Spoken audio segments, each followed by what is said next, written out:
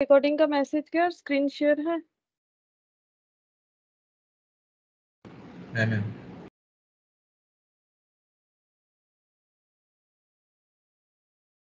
अच्छा देखो, आज हम लोग मार्जिनल कॉस्टिंग तो हम लोग का खत्म हो गया था, ठीक है। आज हम लोग स्टार्ट करेंगे बजट एंड बजटरी कंट्रोल, ठीक है। मतलब बजट कॉस्टिंग, बेसिकली चैप्टर का नाम है budget and budgetary control. Budget या सिर्फ बजट कॉस्टिंग भी चाहो तो लिख सकते हैं।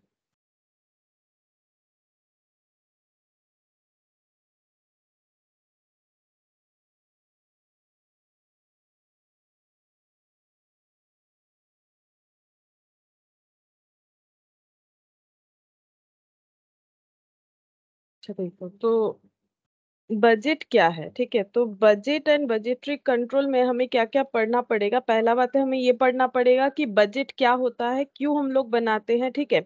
ये सारी चीजों को हमें पढ़ना पड़ेगा। तो बजट क्या होता है, देखो हम लोग बहुत बार जो है बजट बनाते हैं। एक बार अगर बिजनेस रेस्पेक्ट में हम लोग नहीं भी सोचे, ठीक है, मतलब कोई ऑर्गेनाइजेशन या बिजनेस रेस्पेक्ट में नहीं सोचे, हम लोग पर्सनल लाइफ में भी बहुत सारा बजट बना सकते हैं, ठीक है। जैसे देखो, हम लोग अपना मंथली खर्चे का बजट बना सकते हैं। अगर कोई बनाता है तो हो सकता है बनाता है, ऐसा जरूरी तो नहीं है कि सभी नहीं बनाते या फिर सभी बनाते हैं। एक एग्जांपल ले रहे हैं, हम लोग अपने मंथली खर्चे का बजट जो है वो बना सकते हैं कि लास्ट मंथ, जैसे मान लो लास्ट जो है मार्च में, या फिर हम लोग ऐसे भी मान सकते हैं कि अगर हम लोग का अप्रैल में इतना खर्चा हुआ है, अप्रैल के मंथ में अगर हम लोग का जो भी एक मंथली एक्सपेंसेस हुआ है, ये अप्रैल चल रहा है, तो हम लोग मई का बजट बना सकते हैं कि मई में हम लोग का कितना कितना खर्चा हो सकता है, ठीक है। तो ये हो गया क्या, ये हो गया बजट, ठीक है। हम लोग ये एस्टिमेट कर रहे हैं कि अगर प्रीवियस डेटा के हिसाब से, ठीक है, प्रीवियस क्या सिचुएशन था उसके हिसाब से हम लोग क्या कर रहे हैं, एस्टिमेट कर रहे हैं कि अगर पूरे अप्रैल के मंथ में हमारा खर्चा हुआ है फॉर एग्जाम्पल 20,000, ठीक है, मतलब घर का, ठीक है, मतलब फूडिंग ये सारी चीजों को लेके, इलेक्ट्रिसिटी बिल, जो भी normal day to day basis का खर्चा होता है, अगर ये 20,000 हुआ है, तो मई के मंथ में भी हम लोग का 20,000 हो सकता है, ठीक है। ऐसा हम लोग जो है एजम्पशन लगा सकते हैं। तो ये हम लोग का बजट होता है, ठीक है। बजट बेसिकली क्या होता है, अगर हम लोग अपने एजम्पशंस को, ठीक है, मॉनिटरी फॉर्म में जो है एक्सप्लेन करते हैं, तब हम लोग उसको बजट बोल सकते हैं। या फिर और भी बजट देखो, ये पर्सनल लाइफ का और भी बजट हो सकता है। जैसे तुम लोग ये मान सकते हो कि हम लोग ऐसा सोच सकते हैं कि कल, मतलब मान लो कि कल तुम लोगों ने कॉस्ट का 2 चैप्टर खत्म कर लिया था, ठीक है, 2 चैप्टर कंप्लीट कर लिया था, तो तुम लोग उससे एजम्पशन लगा सकते हो कि आज भी 2 चैप्टर कंप्लीट करोगे। मतलब क्या कर रहे हो, एस्टिमेट कर रहे हो, ठीक है। ये एस्टिमेशन कर रहे हैं, बजट हो गया ये, ठीक है। इसको हम लोग एस्टिमेशन, मतलब किसी भी तरह का अगर एस्टिमेशन होगा, बजट का मतलब क्या हो जाएगा, any kind of estimation basically. अब एस्टिमेशन यानी एजम्पशन, किस बेसिस पे एस्टिमेशन होगा, एस्टिमेशन हो जाएगा हम लोग का प्रीवियस डेटा के बेसिस पे। जैसे कल अगर हम लोगों ने 2 चैप्टर किया था, ठीक है, यस्टरडे, ठीक है, अगर हम लोगों ने कल 2 चैप्टर किया था, तो आज, ठीक है, हम लोग ये एजम्पशन कर रहे हैं कि आज कितना कर लेंगे, या फिर आज अगर 1 चैप्टर कंप्लीट किया है तो कल कितना कर लेंगे। ऐसा बजट हम लोग कर सकते हैं, एजम्पशन कर सकते हैं, ठीक है। तो ये होता है हमारा एस्टिमेशन। अब बिजनेस रेस्पेक्ट में देखो तो एस्टिमेशन हम लोग क्या क्या चीजों पे कर सकते हैं, कितना सेल कर लेंगे ये एस्टिमेट करना पड़ेगा, ठीक है। अच्छा, अब जितना सेल करेंगे, सोचो जितना सेल करेंगे उसी के हिसाब से प्रोडक्शन भी करना पड़ेगा। तो सेकंड एस्टिमेशन कि हम लोग कितना प्रोडक्शन करें, ठीक है। अब सेल कितना करेंगे वो कैसे पता चलेगा, प्रीवियसली अगर सेल किया हुआ है हम लोगों ने, तो उसे एस्टिमेशन लगाएंगे कि प्रीवियस इतना सेल हुआ था, तो अभी कितना होगा। तो प्रीवियस सेल के लिए जितना प्रोडक्शन किया था, तो अभी उसके बेसिस पे कितना प्रोडक्शन करेंगे, ठीक है। अब प्रोडक्शन करने के लिए हमें क्या चाहिए, रॉ मटेरियल वगैरह चाहिए। गुड इवनिंग सोमपत, गुड इवनिंग सोमपत, आवाज আসছে না? अच्छा, आवाज नहीं आ रहा होगा। देखो हम लोग प्रोडक्शन करने के लिए कितना रॉ मटेरियल परचेज करे, ठीक है, तो रॉ मटेरियल परचेज बजट बना सकते हैं, ठीक है, ये सब हम लोग पढ़ेंगे, हम नाम लिख रहे हैं एक एक करके। उसके बाद हम लोग कितना प्रॉफिट कमाना चाहते हैं उसका भी एक बजट बना सकते हैं कि हमें इतना रिटर्न चाहिए, ठीक है। तो वेजेस को कितना पेमेंट करेंगे उसका भी बजट बना सकते हैं, जिसे वेजेस बजट या फिर लेबर बजट बोला जाता है। तो बजट का हमारा ये सब होता है। बिजनेस रेस्पेक्ट में देखो तो बहुत अलग अलग तरीके का बजट बन सकता है। सेल कितना करे उसका बजट, प्रोडक्शन कितना करे, रॉ मटेरियल परचेस कितना करे, प्रॉफिट कितना करना है उसके बेसिस पे एक बजट, वेजेस को खर्चा कितना दे उसके बेसिस पे एक बजट। तो बजट बेसिकली क्या है, प्लान है, ठीक है। और बिना प्लान के अगर हम लोग कुछ एग्जीक्यूट करने जाएंगे तो वो हमारे मैनेजमेंट को बेकार करता है। जैसे मान लो अगर तुम लोग प्लान के बिना ही पढ़ रहे हो, ठीक है, जैसे कि मान लो तुम लोग ऐसा मतलब प्लान ही नहीं कर रहे हो कि कब कितना मतलब नॉर्मली प्लान कब करना है, एकदम स्टार्टिंग से नहीं। जैसे मान लो एग्जाम आ रहा है, ठीक है, तो एग्जाम के टाइम में कुछ तो प्लान करना पड़ेगा कि हम लोग रिवीजन कैसे करें। अगर तुम लोग रिवीजन का कोई भी प्लान नहीं कर रहे हो, कोई भी एक ही टॉपिक पढ़े जा रहे हो या फिर उस टाइम मैनेज नहीं कर रहे हो, तो टाइम मैनेज तभी कर पाओगे ना अगर कोई प्लान होगा। जैसे देखो बचपन में हम लोग क्या करते थे, जब स्कूल वगैरह जाते थे तो वहां एक रूटीन सेट होता था, है ना, कि उसी बेसिस पे हमारा ये क्लास होगा, आफ्टर दैट ये क्लास होगा, आफ्टर दैट ये क्लास होगा। तो ये क्या है, ये प्लान है कि स्कूल की तरफ से प्लान किया गया है कि मंडे से लेके सैटरडे तक ये प्लानिंग है कि हमें इस तरह से चलना है, ठीक है। और हम उस तरह से चलते थे तभी जाके बेटर एग्जीक्यूशन हम लोग कर पाते थे, ठीक है। तो उसी तरह से बजट भी क्या हो गया है, बजट हम लोग का एक प्लान हो गया है। गुड लेकिन ये इवनिंग मैम। कैसे, गुड इवनिंग, আওয়াজ আসছিল না তখন। হ্যাঁ ম্যাম, ডিস্টার্ব করছিল নেটওয়ার্কের। আচ্ছা, এবার শুনতে পাচ্ছ তো? হ্যাঁ ম্যাম, শুনতে পাচ্ছি। আচ্ছা, और देखो यहाँ पर अब, और यहाँ पर अगर कॉस्टिंग के केस में हम लोग बोले तो यहाँ पर बजट का मतलब क्या है, यहाँ का बजट का मतलब हो जाएगा ऐसा प्लान जिसे हम लोग मॉनिटरी टर्म में एक्सप्रेस कर सकते हैं। जैसे तुम लोग देखोगे कि हर साल हम लोग का बजट जो है, बजट आता है, बजट मतलब जो गवर्नमेंट का बजट आता है फेब में, ठीक है, फेब के मंथ में जो गवर्नमेंट का बजट आता है उसमें क्या लिखा हुआ रहता है। तो जब जो हमारे फाइनेंस मिनिस्टर रहते हैं वो क्या करते हैं, वो अपना जो है जो भी नोट डाउन कर रखा है, देखोगे उन्होंने एक नोट डाउन कर रखा होता है, मतलब एक रिटेन डॉक्यूमेंट होता है उनके पास। वो रीड कर करके बताते हैं कि इस बार कौन से सेक्टर में कितना पैसा लगाया जाएगा, ठीक है, मतलब कितने सारे सड़क यानी रास्ते बनने वाले हैं, कौन सी जगह पे कहाँ खर्चा होगा, कहाँ हॉस्पिटल बनेगा, कहाँ स्कूल बनेगा, ठीक है। ये जो प्लान बताते हैं ना उसके साथ साथ अगर देखोगे तो मॉनिटरी टर्म में प्लान बताते हैं कि हाँ वहां स्कूल बनाने के लिए इतने पैसे का खर्चा किया जाएगा, ठीक है। ये एस्टिमेशन है, अब खर्चा उससे ज्यादा कम हो सकता है, ठीक है।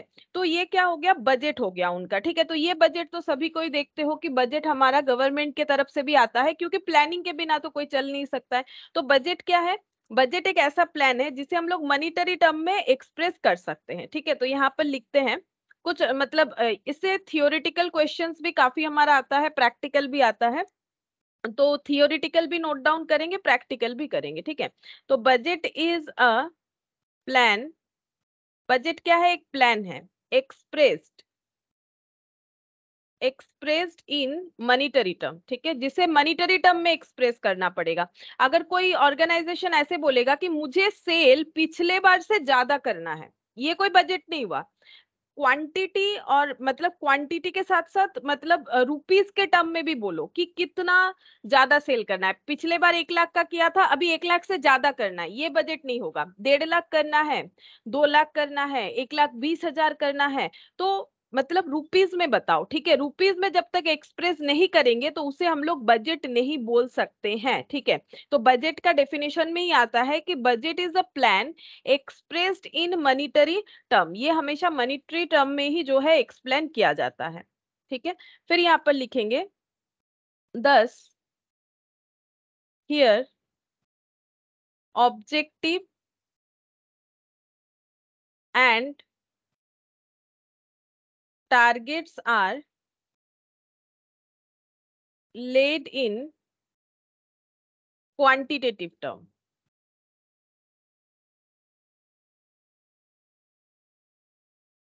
क्वांटिटेटिव टर्म, ठीक है। तो देखो क्या लिखा है मैंने, बजट जो है, बजट एक प्लान है। प्लान मतलब जैसे मैंने बताया, ये जब ये सब जो एग्जांपल दिया था, जैसे देखो फैमिली का जो बजट होता है कि अप्रैल का इतना खर्चा हुआ था तो मई में कितना खर्चा होगा, तो बजट क्या है, एक प्लान है जिसे हम लोग मनीटरी टर्म में एक्सप्रेस करें। जैसे सेल हम लोगों ने 1 लाख का किया था, अभी सोच रहे 1,20,000 का करेंगे, तो that is monetary term.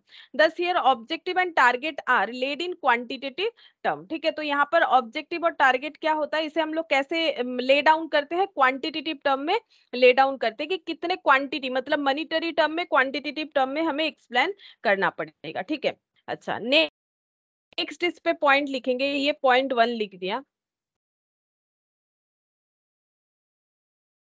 Next लिखेंगे 10 मेयर एन ऑब्जेक्टिव और target is not a budget. ठीक है, एक टारगेट बना लिया वही सिर्फ बजट नहीं है। ठीक है, सिर्फ एक टारगेट बनाना या ऑब्जेक्टिव बनाना एक बजट नहीं है, हमें उसे मॉनिटरी टर्म में भी बताना पड़ेगा। जैसे अगर गवर्नमेंट बोलेगी हम लोग 10 स्कूल बना के देंगे, ये बजट नहीं हुआ। कहाँ कहाँ बनेगा, मतलब वो तो पता नहीं है कहाँ कहाँ बनेगा, मतलब उस स्कूल बनाने के लिए कितना कितना खर्चा किया जाएगा, मॉनिटरी टर्म में बताना पड़ेगा, तब जाके बजट होगा। टारगेट 10 स्कूल बनाना है, दैट इज नॉट बजट। ठीक है, वो टारगेट हो सकता है लेकिन वो बजट नहीं है।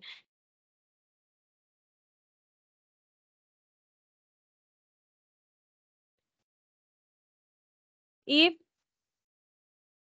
the objective of an organization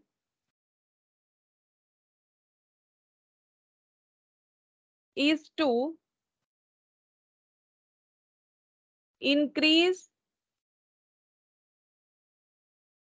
its profit, मतलब वो लोग ऐसा ऑब्जेक्टिव रख रहे हैं कि हमें अपना प्रॉफिट इंक्रीज करना है, तो ये बजट नहीं होता है। वो लोग कितना इंक्रीज करना है, मतलब रुपीज में बताओ कितना इंक्रीज करना है, तब जाके बजट होता है। ठीक है, प्रॉफिट्स और आउटपुट, आउटपुट या प्रॉफिट, अगर आउटपुट बताएंगे तो वो प्रोडक्शन बजट हो जाएगा। ठीक है, क्वांटिटी, क्वांटिटी में हो जाएगा, लेकिन हमें मॉनिटरी टर्म में बताना है तभी जाके वो बजट होता है। Output then it is not a budget. ठीक है, if the objective of an organisation is to increase its profit और आउटपुट, मतलब ऑर्गेनाइजेशन बोल रहा है मुझे मेरा प्रॉफिट बढ़ाना है, आउटपुट बढ़ाना है। ठीक है, बढ़ाना है, लेकिन ये बजट नहीं हुआ। ठीक है, बजट तभी होगा जब हम लोग इसे क्वांटिटेटिव या फिर मॉनिटरी टर्म में बता सकते हैं, तभी ये बजट कहलाएगा। नेक्स्ट लिखो, if we set a target of making sale, मतलब ये इसी के साथ लिख सकते हैं। ठीक है, अगर ऐसा एग्जाम्पल दूसरा लेते हैं कि बजट क्या होगा, if we set a target of making sale of ₹1 crore then it is a budget. अगर हम लोग ऐसे एक्सप्लेन कर पा रहे हैं कि हमारा टारगेट जो है वो सिर्फ सेल को बढ़ाना नहीं है, कितना बढ़ाना है, ₹1 करोड़, 1 करोड़ बढ़ाना है, तो इसे हम लोग क्या बोलते हैं, देन इसे हम लोग बोलते हैं बजट। ठीक है, तो इन शॉर्ट अगर बोलो तो बजट क्या है, एक फाइनेंशियल प्लान है। ठीक है, तो नेक्स्ट पॉइंट में लिख लो, 3rd नंबर पॉइंट में, इन शॉर्ट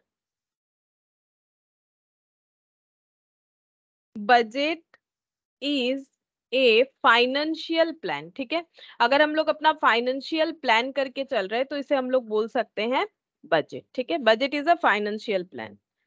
फिर 4th नंबर पे लिखो, it is an estimation of,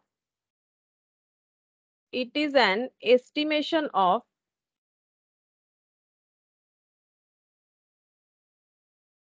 expenses and income, मतलब कितना खर्चा होगा और कितना इनकम हम लोग करेंगे, इसका एक एस्टिमेशन हो सकता है। It is an estimation of, जैसे देखो हम लोग कितना सेल करेंगे, इनकम, अब उसके हिसाब से कितना प्रोडक्शन करना है, उसके हिसाब से कितना रॉ मटेरियल खरीदना पड़ेगा, कितना वेजेस को पे करना पड़ेगा, तो ये सब हो गया एक्सपेंसेस। तो ये सब जब हम लोग बजट बनाते, एस्टिमेट बनाते, it is an estimation of expenses and income for a future period. ठीक है, फ्यूचर पीरियड के लिए हम लोग इनकम और एक्सपेंसेस को क्या करते हैं, एस्टिमेट करते हैं on the basis of, on the basis of previous expenditure, ठीक है, प्रीवियस एक्सपेंडिचर्स जो भी हम लोगों ने किया है उसके बेसिस पे ही हम लोग जो है फ्यूचर प्लान करते हैं। नॉर्मली हमेशा ऐसा ही होता है। जैसे कि मैंने बोला कि कल हम लोगों ने कितना पढ़ा था उस हिसाब से हम लोग एस्टिमेट कर सकते हैं कि आज तो इतना पढ़ ही लेंगे, अप्रैल में इतना खर्चा हुआ था तो मई में कितना होगा। ये भी हो गया बजट। या फिर ऐसा भी बजट होता है, जैसे मान लो हम लोग और क्या बजट देख सकते हैं प्रैक्टिकल लाइफ में, जैसे तुम लोग ये भी कर सकते हो, जैसे नॉर्मली ये 10th 12th में हम लोग ज्यादा करते हैं कि प्रीवियस ईयर ये क्वेश्चन आया है तो इस बार ये क्वेश्चन नहीं आ सकता, या फिर ये टॉपिक उतना इंपॉर्टेंट नहीं है, तो ये भी क्या होता है बजट। लेकिन ये सब एग्जांपल दे रहे हैं, लेकिन बिजनेस ऑर्गेनाइजेशन के रेस्पेक्ट में अगर देखो तो बजट हमेशा मॉनिटरी टर्म में ही हमें डिफाइन करना पड़ेगा, अदरवाइज वो बजट नहीं होता है, ठीक है। तो it is an estimation of expenses and income for a future period on the basis of previous expenditure, ठीक है। अच्छा, अब बजट हमें किस चीजों में हेल्प करेगा? Help in planning. तो बजट बेसिकली क्या करता है? प्लानिंग में हमें हेल्प करता है। और यहाँ पर लिख दो prepared for future period. Budget हमेशा फ्यूचर पीरियड के लिए ही बनाया जाता है, ठीक है। ये एक रिटन डॉक्यूमेंट होता है। जैसे मैंने बोला कि बजट हम लोग का जो आता है हर साल, वहां भी देखोगे एक जगह पे सारी चीजों को नोट डाउन करके फिर वो रीड किया जाता है, ठीक है। तो ये हो गया, it is a written document. ये हमेशा रिटन होना चाहिए। और उसके बाद 8th नंबर में लिख लो, it helps in comparing. Budget जो है ये हमें हेल्प करता है कंपेयर करने में। अब ये कैसे हेल्प करता है कंपेयर करने में? जैसे हम लोगों ने सोचा था कि 10,000 यूनिट बनाएंगे, लेकिन बना मान लो 8,000 यूनिट। हम लोगों ने सोचा था, एस्टिमेशन किया था कि हम लोग 10,000 यूनिट का प्रोडक्शन कर लेंगे, ठीक है, एस्टिमेशन। बट एक्चुअली में 9,000 यूनिट हुआ, ठीक है। तो अब कम क्यों हुआ? क्योंकि हमारा एस्टिमेशन तो बोल रहा था 10,000। अब एस्टिमेशन कैसे किया होगा? प्रीवियस डेटा के ऊपर बेस करके। प्रीवियसली मान लो हम लोगों ने इस तरह का प्रोडक्शन किया होगा और हम लोगों ने सोचा इस बार भी 10,000 बना लेंगे, लेकिन बना 9,000। तो हम लोग कंपेयर करेंगे, क्यों कम प्रोडक्शन हुआ, क्या प्रॉब्लम हुआ, इस वजह से कम प्रोडक्शन हुआ। तो इसीलिए अगर बजट बनाएंगे तभी तो कंपेयर कर पाएंगे, नहीं तो कैसे पता चलेगा? जैसे मान लो तुम लोगों ने सोचा था कि 1 वीक के अंदर पूरा कॉस्ट को एक बार रिवाइज कर लो कि जितना भी चैप्टर हुआ है, ठीक है। लेकिन तुम लोगों ने देखा कि मान लो 5 चैप्टर हुआ है, तुम लोगों ने टारगेट किया कि 1 वीक में 5 चैप्टर कवर करोगे, लेकिन उसके बाद देख रहे हो कि 3 ही चैप्टर कवर हुआ। तो फिर तुम लोग चेक कर सकते हो ना, कंपेयर कर सकते हो कि क्यों 3 चैप्टर कवर हुआ। क्योंकि पहले भी जब मैंने पढ़ा था तो इसी तरह से पढ़ा था, तो मेरा तो 5 चैप्टर कवर होना चाहिए, 3 चैप्टर क्यों कवर हुआ? तो इसका मतलब कुछ ना कुछ तो प्रॉब्लम हुआ होगा, ठीक है। कुछ रीजन तो फाइंड आउट होगा, जैसे कि उतना टाइम देके नहीं पढ़े होगे, कुछ तो रीजन होगा, ठीक है। तो ये क्या हो जाएगा? ये भी हम लोग का कंपेयरिंग हो गया। तो कंपेयरिंग में बजट हमें हेल्प करता है, ठीक है। फिर 9th नंबर पॉइंट में लिखते हैं, variations are possible in budget. Possible in budget, ठीक है। तो बजट में वेरिएशंस हो सकता है, मतलब हम लोग पहले जो एस्टिमेट किए थे, हो सकता है कि हम लोगों ने सही एस्टिमेट नहीं किया, तो वेरिएशंस आ सकता है। पहले 5 चैप्टर का एस्टिमेशन किया था, अब हो सकता है हम लोग 4 चैप्टर का एस्टिमेशन करें। तो वेरिएशंस जो है पॉसिबल, मतलब ऐसा नहीं है कि जो एस्टिमेट कर लिया वो कभी और चेंज नहीं होगा, ऐसा नहीं हो सकता है। बजट हम लोगों ने प्रीवियस डेटा के बेसिस से एस्टिमेट किया है, तो तब किया है। मान लो 2023 में हम लोगों ने कुछ एस्टिमेट किया है 2022 के बेसिस पे, बट ऐसा नहीं है कि हर बार 22 के बेसिस पे ही होगा, उसके बाद चेंज भी कर सकते हैं। तो वेरिएशंस जो है वो पॉसिबल है बजट के केस में, ठीक है। ऐसा नहीं है कि एक बार जो फिक्स्ड कर लिया एस्टिमेशन वही होगा, इसके अलावा नहीं होगा, ठीक है। तो ये तो मैंने बहुत सारा पॉइंट लिखवा दिया ताकि तुम लोग का कुछ भी मतलब मेन मेन पॉइंट है यहाँ पर, कुछ थियोरिटिकल आई या फिर नॉलेज के लिए ये हमें हेल्प हो सकता है, ठीक है। अच्छा, अब देखो यहाँ पर हम एक डेफिनेशन लिखवा देते हैं बजट का, एक लाइन का, ठीक है। जैसे ये भी डेफिनेशन ही लिखवाया, ऐसा नहीं कि ये डेफिनेशन नहीं है, लेकिन मैंने इसके साथ बहुत सारे पॉइंट ऐड कर दिए। अब यहाँ पर 3 टर्म को हम एक्सप्लेन करेंगे। पहला, बजट, ठीक है, अलग से कर रहे हैं। A budget is an instrument of management as an aid in the planning मतलब ये प्रॉपर डेफिनेशन वे में लिखवा रहे हैं, ठीक है, वो समझ जाओगे, वो ज्यादा बेटर तरीके से समझ में आता है, फिर भी एक बार लिखवा देते हैं। Programming and control of business activity.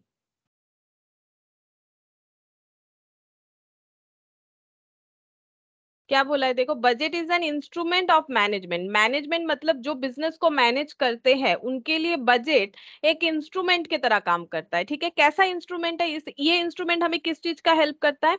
As an aid in the planning, जिससे हम लोग प्लानिंग कर सकते हैं, प्रोग्रामिंग कर सकते हैं एंड कंट्रोल कर सकते हैं हमारे बिजनेस एक्टिविटी को, ठीक है। हम लोग कंट्रोल कर पाएंगे हमारे बिजनेस एक्टिविटी को, मतलब फालतू का ज्यादा खर्चा भी नहीं होगा और गलत जगह पे भी खर्चा नहीं होगा अगर हम लोग बजट लेके चलते हैं, ठीक है। जैसे मान लो कि अगर हम लोग कहीं घूमने जाते हैं, एक एग्जांपल, जैसे मान लो कहीं पर घूमने जा रहे हो, ठीक है, तो एक बजट तो बनाना चाहिए ना कि हाँ हम लोग इस जगह पे जा रहे हैं, जैसे मान लो दार्जिलिंग जा रहे हो फॉर एग्जांपल, ठीक है। तो वहां जाने का मैक्सिमम क्या खर्चा हो सकता है, वहां पर रहने का क्या खर्चा हो सकता है, ये सब करके एक एस्टिमेट कर सकते हो कि पर हेड पर्सन का 5,000 करके खर्चा आया। अगर ये एस्टिमेट नहीं करोगे, ऐसा थोड़ी ना होगा, गए, कोई बोला ये भाड़ा उसको दे दिया, ठीक है, कोई बोला ये खाने का खर्चा हुआ दे दिया, ऐसे करके देख सकते हो कि जो हम लोग 5,000 पे घूम सकते थे वहां हम लोगों ने 7,000 खर्चा कर दिया, ठीक है। ऐसा हो सकता है, तो प्लान तो होना चाहिए।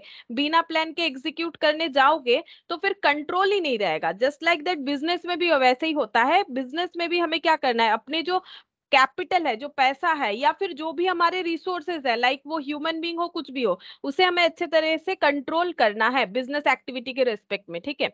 तो बजट हमें इसी चीज के लिए हेल्प करता है, ठीक है। अब नेक्स्ट टर्म जो पढ़ेंगे that is budgeting. Budgeting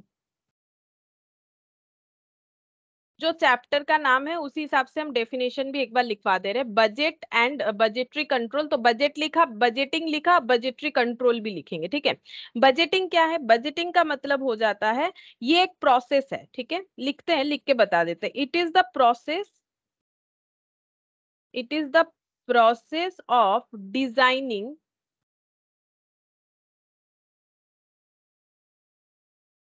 implementing and operating of budget, ठीक है। तो बजट को किस तरह से प्रोसेस करना है, किस तरह से डिजाइन करना है और किस तरह से इंप्लीमेंट करना है और किस तरह से ऑपरेट करना है, दैट इज कॉल्ड बजटिंग, ठीक है।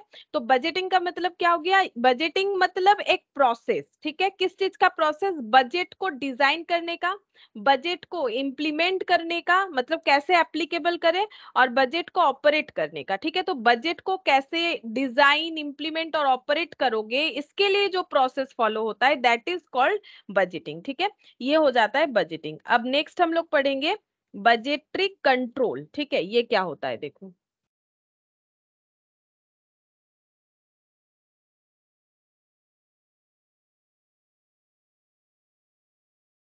बजटरी कंट्रोल, ठीक है। बजटरी कंट्रोल क्या होता है? It is the system of management, system of management, control and accounting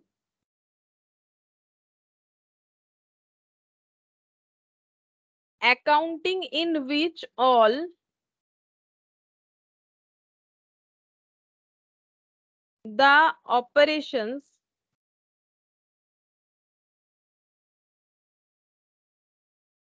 are forecasted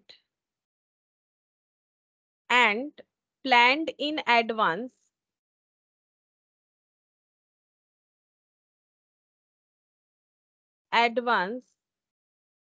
to the extent possible, to the extent, next जगह पे लिखते, to the extent possible, to the extent possible, and the actual result compared with the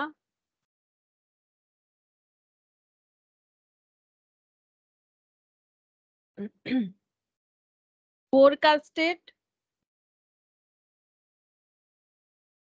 and planned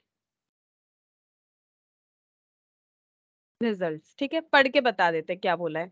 budgetary control का मतलब क्या है? Budget समझ लिया। Budget क्या है? बेसिकली मैनेजमेंट के लिए बजट एक इंस्ट्रूमेंट है जिसके थ्रू से वो फ्यूचर का प्लानिंग, प्रोग्रामिंग और कंट्रोलिंग कर सकता है बिजनेस एक्टिविटीज का। ठीक है, बजटिंग क्या है? बजट को किस तरह से इंप्लीमेंट करेंगे, डिजाइन करेंगे और ऑपरेट करेंगे, that is budgeting.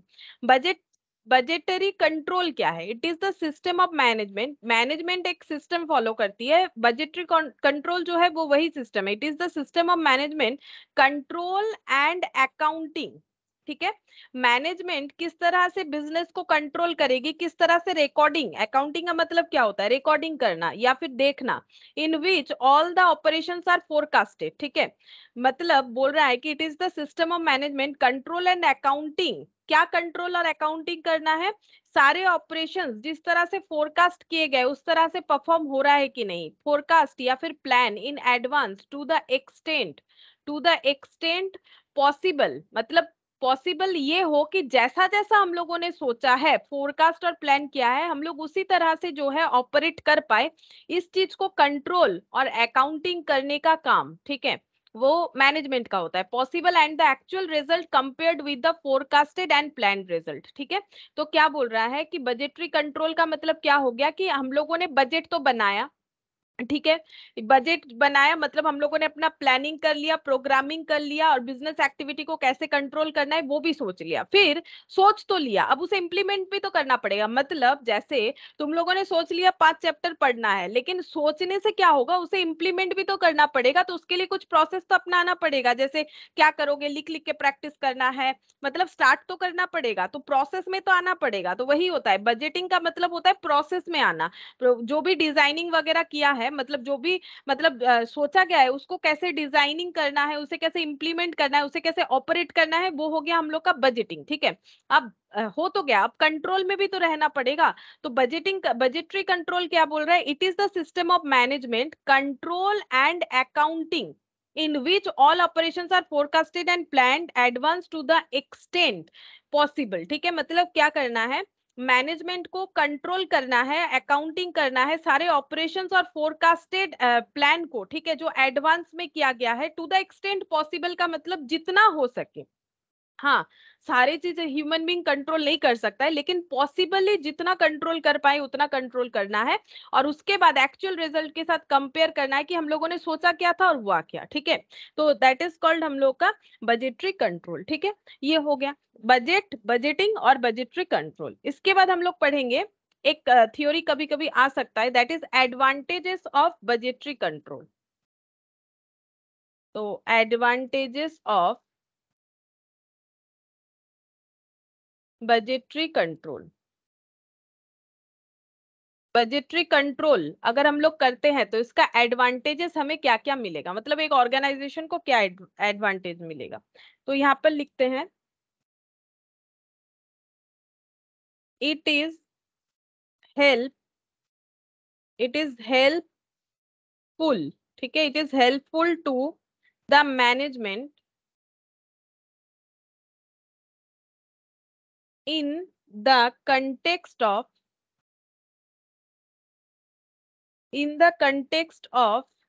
Execution of business activity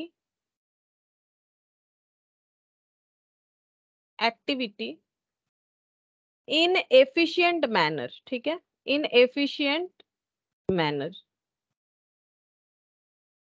तो क्या लिखा है मैंने, it is helpful to the management, ये मैनेजमेंट को हेल्प करेगा किस बात पे, in the context of execution of business activity in efficient manner. Efficiently business activity execute हो रहा है कि नहीं हो रहा है, इस मैटर पे बजटरी कंट्रोल मैनेजमेंट को हेल्प करता है। सेकेंड लिखेंगे, it is regarded as powerful tool. ठीक है, powerful tool for the purpose of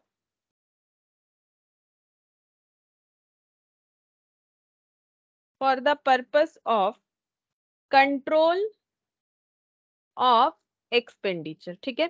expenditure को कंट्रोल करने के लिए ये पावरफुल टूल्स के तरह काम करेगा। मतलब अगर हम लोग अपने बिजनेस में बजटरी कंट्रोल कर रहे हैं, ठीक है, बजटरी कंट्रोल कर रहे हैं, मतलब बजट जो बनाया है उसके कंट्रोलिंग, मतलब अगर कंट्रोल से देख रहे हैं, मतलब खर्चा जो सोचा है वही होना चाहिए, सेल्स जो सोचा है वही होना चाहिए, मतलब अगर कंट्रोल में रख रहे हैं तो वही बोल रहा है, it is regarded as powerful tool for the purpose of control of expenditure. तो हम लोग अपना एक्सपेंडिचर को कंट्रोल में रख सकेंगे। नेक्स्ट लिखेंगे, it enables the business organisation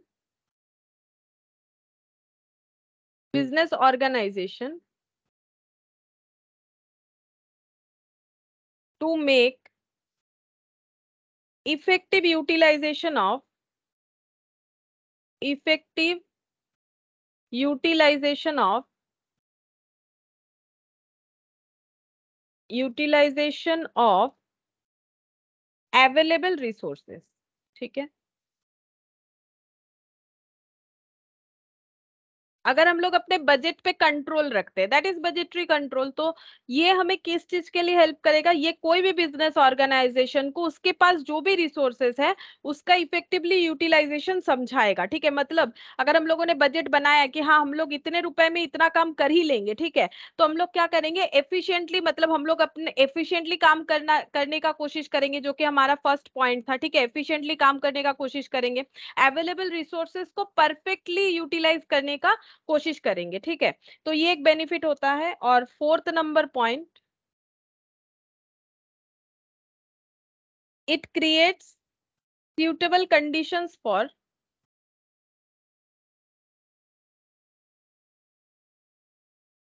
suitable conditions for implementing of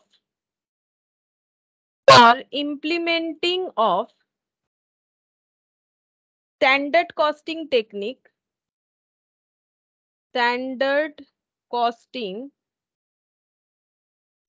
in the business technique TE technique in organisation, ठीक है, इन ऑर्गेनाइजेशन ORG लिख दिया मैंने। तो ये क्या है, ये हमें सूटेबल कंडीशंस प्रोवाइड करेगा ताकि हम लोग अपने बिजनेस में स्टैंडर्ड कॉस्टिंग टेक्निक को भी अप्लाई कर सके। ये कौन से पॉइंट के लिए, देखो मैंने यहाँ पर लिखा था ना, जो डेफिनेशन था उसमें ही ये पार्ट आ जा रहा है कि हम लोग कंपेयर कर पाएंगे, ठीक है, कि क्या सोचा था क्या हुआ, कंपेयर करेंगे तो हम लोगों को क्या मिलेगा, स्टैंडर्ड कॉस्टिंग वाला इम्प्लीमेंटेशन पार्ट आ जाएगा कि हम लोग कंपेयर कर रहे हैं कि हम लोगों को कितना खर्चा होना चाहिए था, कितना हुआ। अब उसके हिसाब से हम लोग चेक करेंगे कि हम लोग एडवर्स सिचुएशन में है कि फेवरेबल सिचुएशन में है, ठीक है। तो इसी बात का यहाँ पर बोला है कि हम लोग यहाँ पर स्टैंडर्ड कॉस्टिंग को भी इम्प्लीमेंट कर सकते हैं, ठीक है। अच्छा, अब ये थोड़ा सा इंट्रो तो हम लोग का हो गया, बीच बीच में जो है थियोरेटिकल जो भी इंपॉर्टेंट रहेगा हम लोग लिखते जाएंगे। अब बजट के बारे में हमें थोड़ा सा तो पता चल गया, अब हम लोग लिख लेते हैं कि टाइप्स ऑफ बजट क्या क्या है, मतलब हमें क्या क्या टाइप्स ऑफ बजट यहाँ पर पढ़ना है। बजट,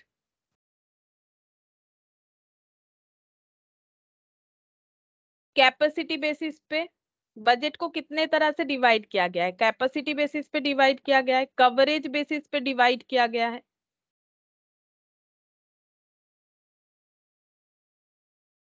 पीरियड बेसिस पे डिवाइड किया गया है, कंडीशंस कंडीशंस बेसिस पे डिवाइड किया गया है, ठीक है। तो कैपेसिटी बेसिस पे क्या है, कैपेसिटी बेसिस पे दो तरह का बजट है, फिक्स्ड और फ्लेक्सिबल, फिक्स्ड और फ्लेक्सिबल।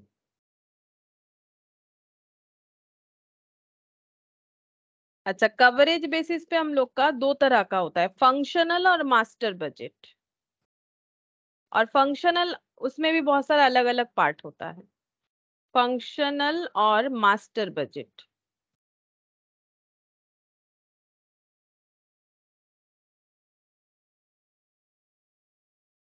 अच्छा, पीरियड बेसिस पे होता है long term, short term, long term budget और शॉर्ट टर्म बजट। और कंडीशन बेसिस पे होता है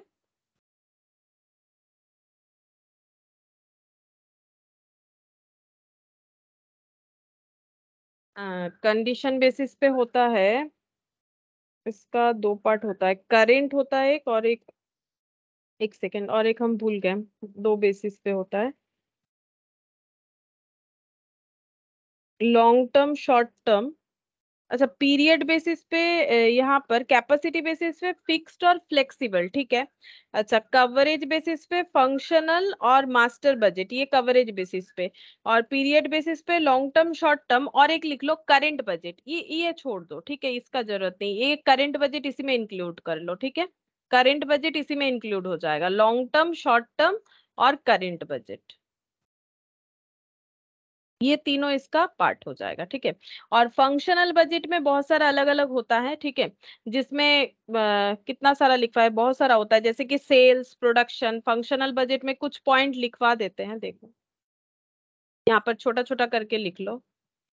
सेल्स बजट होता है, production, plant utilisation, production budget, ठीक है। फिर लिखेंगे प्लांट यूटिलाइजेशन, ठीक है, ये सभी के पीछे बजट लिखना है।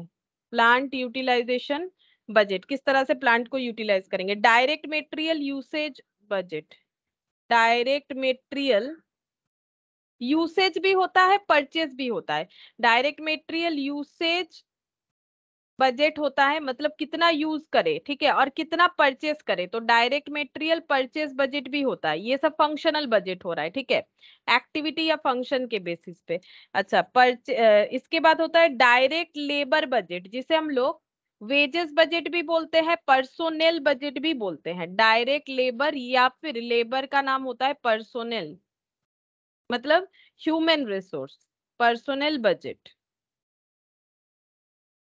अच्छा, इसके बाद factory overhead budget, factory overhead budget, factory overhead budget, production cost budget, production cost budget. अच्छा, फिर एंडिंग इन्वेंट्री बजट, ठीक है, जिसमें से सारा प्रैक्टिकल अप्रोच हमारा नहीं रहेगा, जितना भी रहेगा उतना कर लेंगे, नाम एक बार देख लो, एंडिंग इन्वेंट्री बजट, ठीक है। अच्छा, उसके बाद सीओजीएस मतलब cost of goods sold budget, ठीक है, सीओजीएस बजट। अच्छा, और क्या रहेगा, selling and distribution cost budget, यहाँ पर लिख दे सेलिंग एंड डिस्ट्रीब्यूशन, मैंने शॉर्टकट में लिख दिया selling and distribution budget. Administrative expense budget, ये हम एक काम करते हैं, इधर लिख देते हैं, ठीक है, सेम ही चीज है, बट यहाँ तो और जगह नहीं है, तो इधर लिख देते हैं एडमिनिस्ट्रेशन एक्सपेंस बजट, ये भी फंक्शनल बजट में आता है, ठीक है, सब फंक्शन है ना, factory oriented, office and administration oriented. फिर यहाँ पर लिखेंगे research and development cost budget, research development का काम चल रहा है, तो उस पे भी हम लोग बजट बना सकते हैं, बजट। अच्छा, फिर यहाँ पर नेक्स्ट लिखेंगे कैपिटल एक्सपेंडिचर बजट और cash budget, capital expenditure budget और कैश बजट, ठीक है, कैश बजट। तो ये पूरा मतलब मेमोराइज नहीं करना है कि पूरा तुम लोग इसको रीड करके याद कर लो, ऐसा नहीं है, ठीक है। ये जस्ट नाम लिखवा दिया मैंने ताकि तुम लोग को याद रहे क्या क्या बजट होता है, जैसे कि सेल्स बजट, प्रोडक्शन, ये ना लाइन बाय लाइन ही लिखा हुआ है। अगर देखोगे फंक्शन मतलब एक्टिविटी के बेसिस पे सबसे पहले टारगेट ये फिक्स करना पड़ता है कितना बेचना है, ठीक है, प्रोडक्ट, प्रोडक्ट जितना बेचना है उतना प्रोडक्शन करना पड़ेगा। अब जितना प्रोडक्शन करेंगे, अगर उसके लिए हमें मशीन प्लांट वगैरह का यूज होता है, तो प्लांट यूटिलाइजेशन बजट बनाओ। अब प्लांट में क्या यूज करेंगे, मेटेरियल, तो मेटेरियल यूसेज बजट बनाओ, कितना मेटेरियल खरीदना पड़ेगा, तो मेटेरियल परचेज बजट बनाओ। अब मेटेरियल खुद ब खुद तो फिनिश गुड्स नहीं बन जाएगा, लेबर का जरूरत होगा, तो डायरेक्ट लेबर बजट बनाओ, ठीक है। फिर फैक्ट्री में खर्चा हो रहा है, तो फैक्ट्री ओवरहेड बजट बनाओ। फिर प्रोडक्शन कॉस्ट का बजट बनाओ कि कितना प्रोडक्शन कॉस्ट होना चाहिए, ठीक है। फिर स्टॉक, अगर एंडिंग इन्वेंट्री बजट मतलब क्लोजिंग स्टॉक में क्या रखना है, क्या हम लोग जितना प्रोडक्ट बनाएंगे सारा बेच देंगे, या फिर क्लोजिंग स्टॉक में भी कुछ रखेंगे, तो एंडिंग इन्वेंट्री बजट क्या होगा, ठीक है, वो देखो। फिर बोल रहा है कॉस्ट ऑफ गुड्स सोल्ड, जो बिक गया, कॉस्ट ऑफ गुड्स सोल्ड कितना गुड्स बिका उसका बजट, ठीक है। सेलिंग डिस्ट्रीब्यूशन मतलब एडवर्टाइजमेंट वगैरह का खर्चा क्या हुआ, एडमिनिस्ट्रेटिव बजट का खर्चा, research development, capital expenditure budget और कैश बजट। तो इस तरह से फंक्शनल बजट इतना सारा हो सकता है, ठीक है। अच्छा, अब हम लोग यहाँ पर आज पहले स्टार्ट करेंगे फिक्स्ड और फ्लेक्सिबल बजट से, ठीक है। और इस पे ही पहले न्यूमेरिकल्स करेंगे। तो पहले लिखते हैं फिक्स्ड बजट। फिक्स्ड बजट का मतलब देखो नाम से ही पता चल रहा है, फिक्स्ड बजट का मतलब हो गया एक ऐसा बजट जिसमें हम लोगों ने जो एस्टिमेशन कर लिया, ठीक है, वो अनचेंज्ड हो जाएगा। ठीक है, एक्टिविटी लेवल कुछ भी हो, जैसे हम एक यहाँ पर पहले डेफिनेशन लिखवा देते हैं फिर समझाते हैं। A fixed budget, a fixed budget is a budget design to remain, designed to remain unchanged, irrespective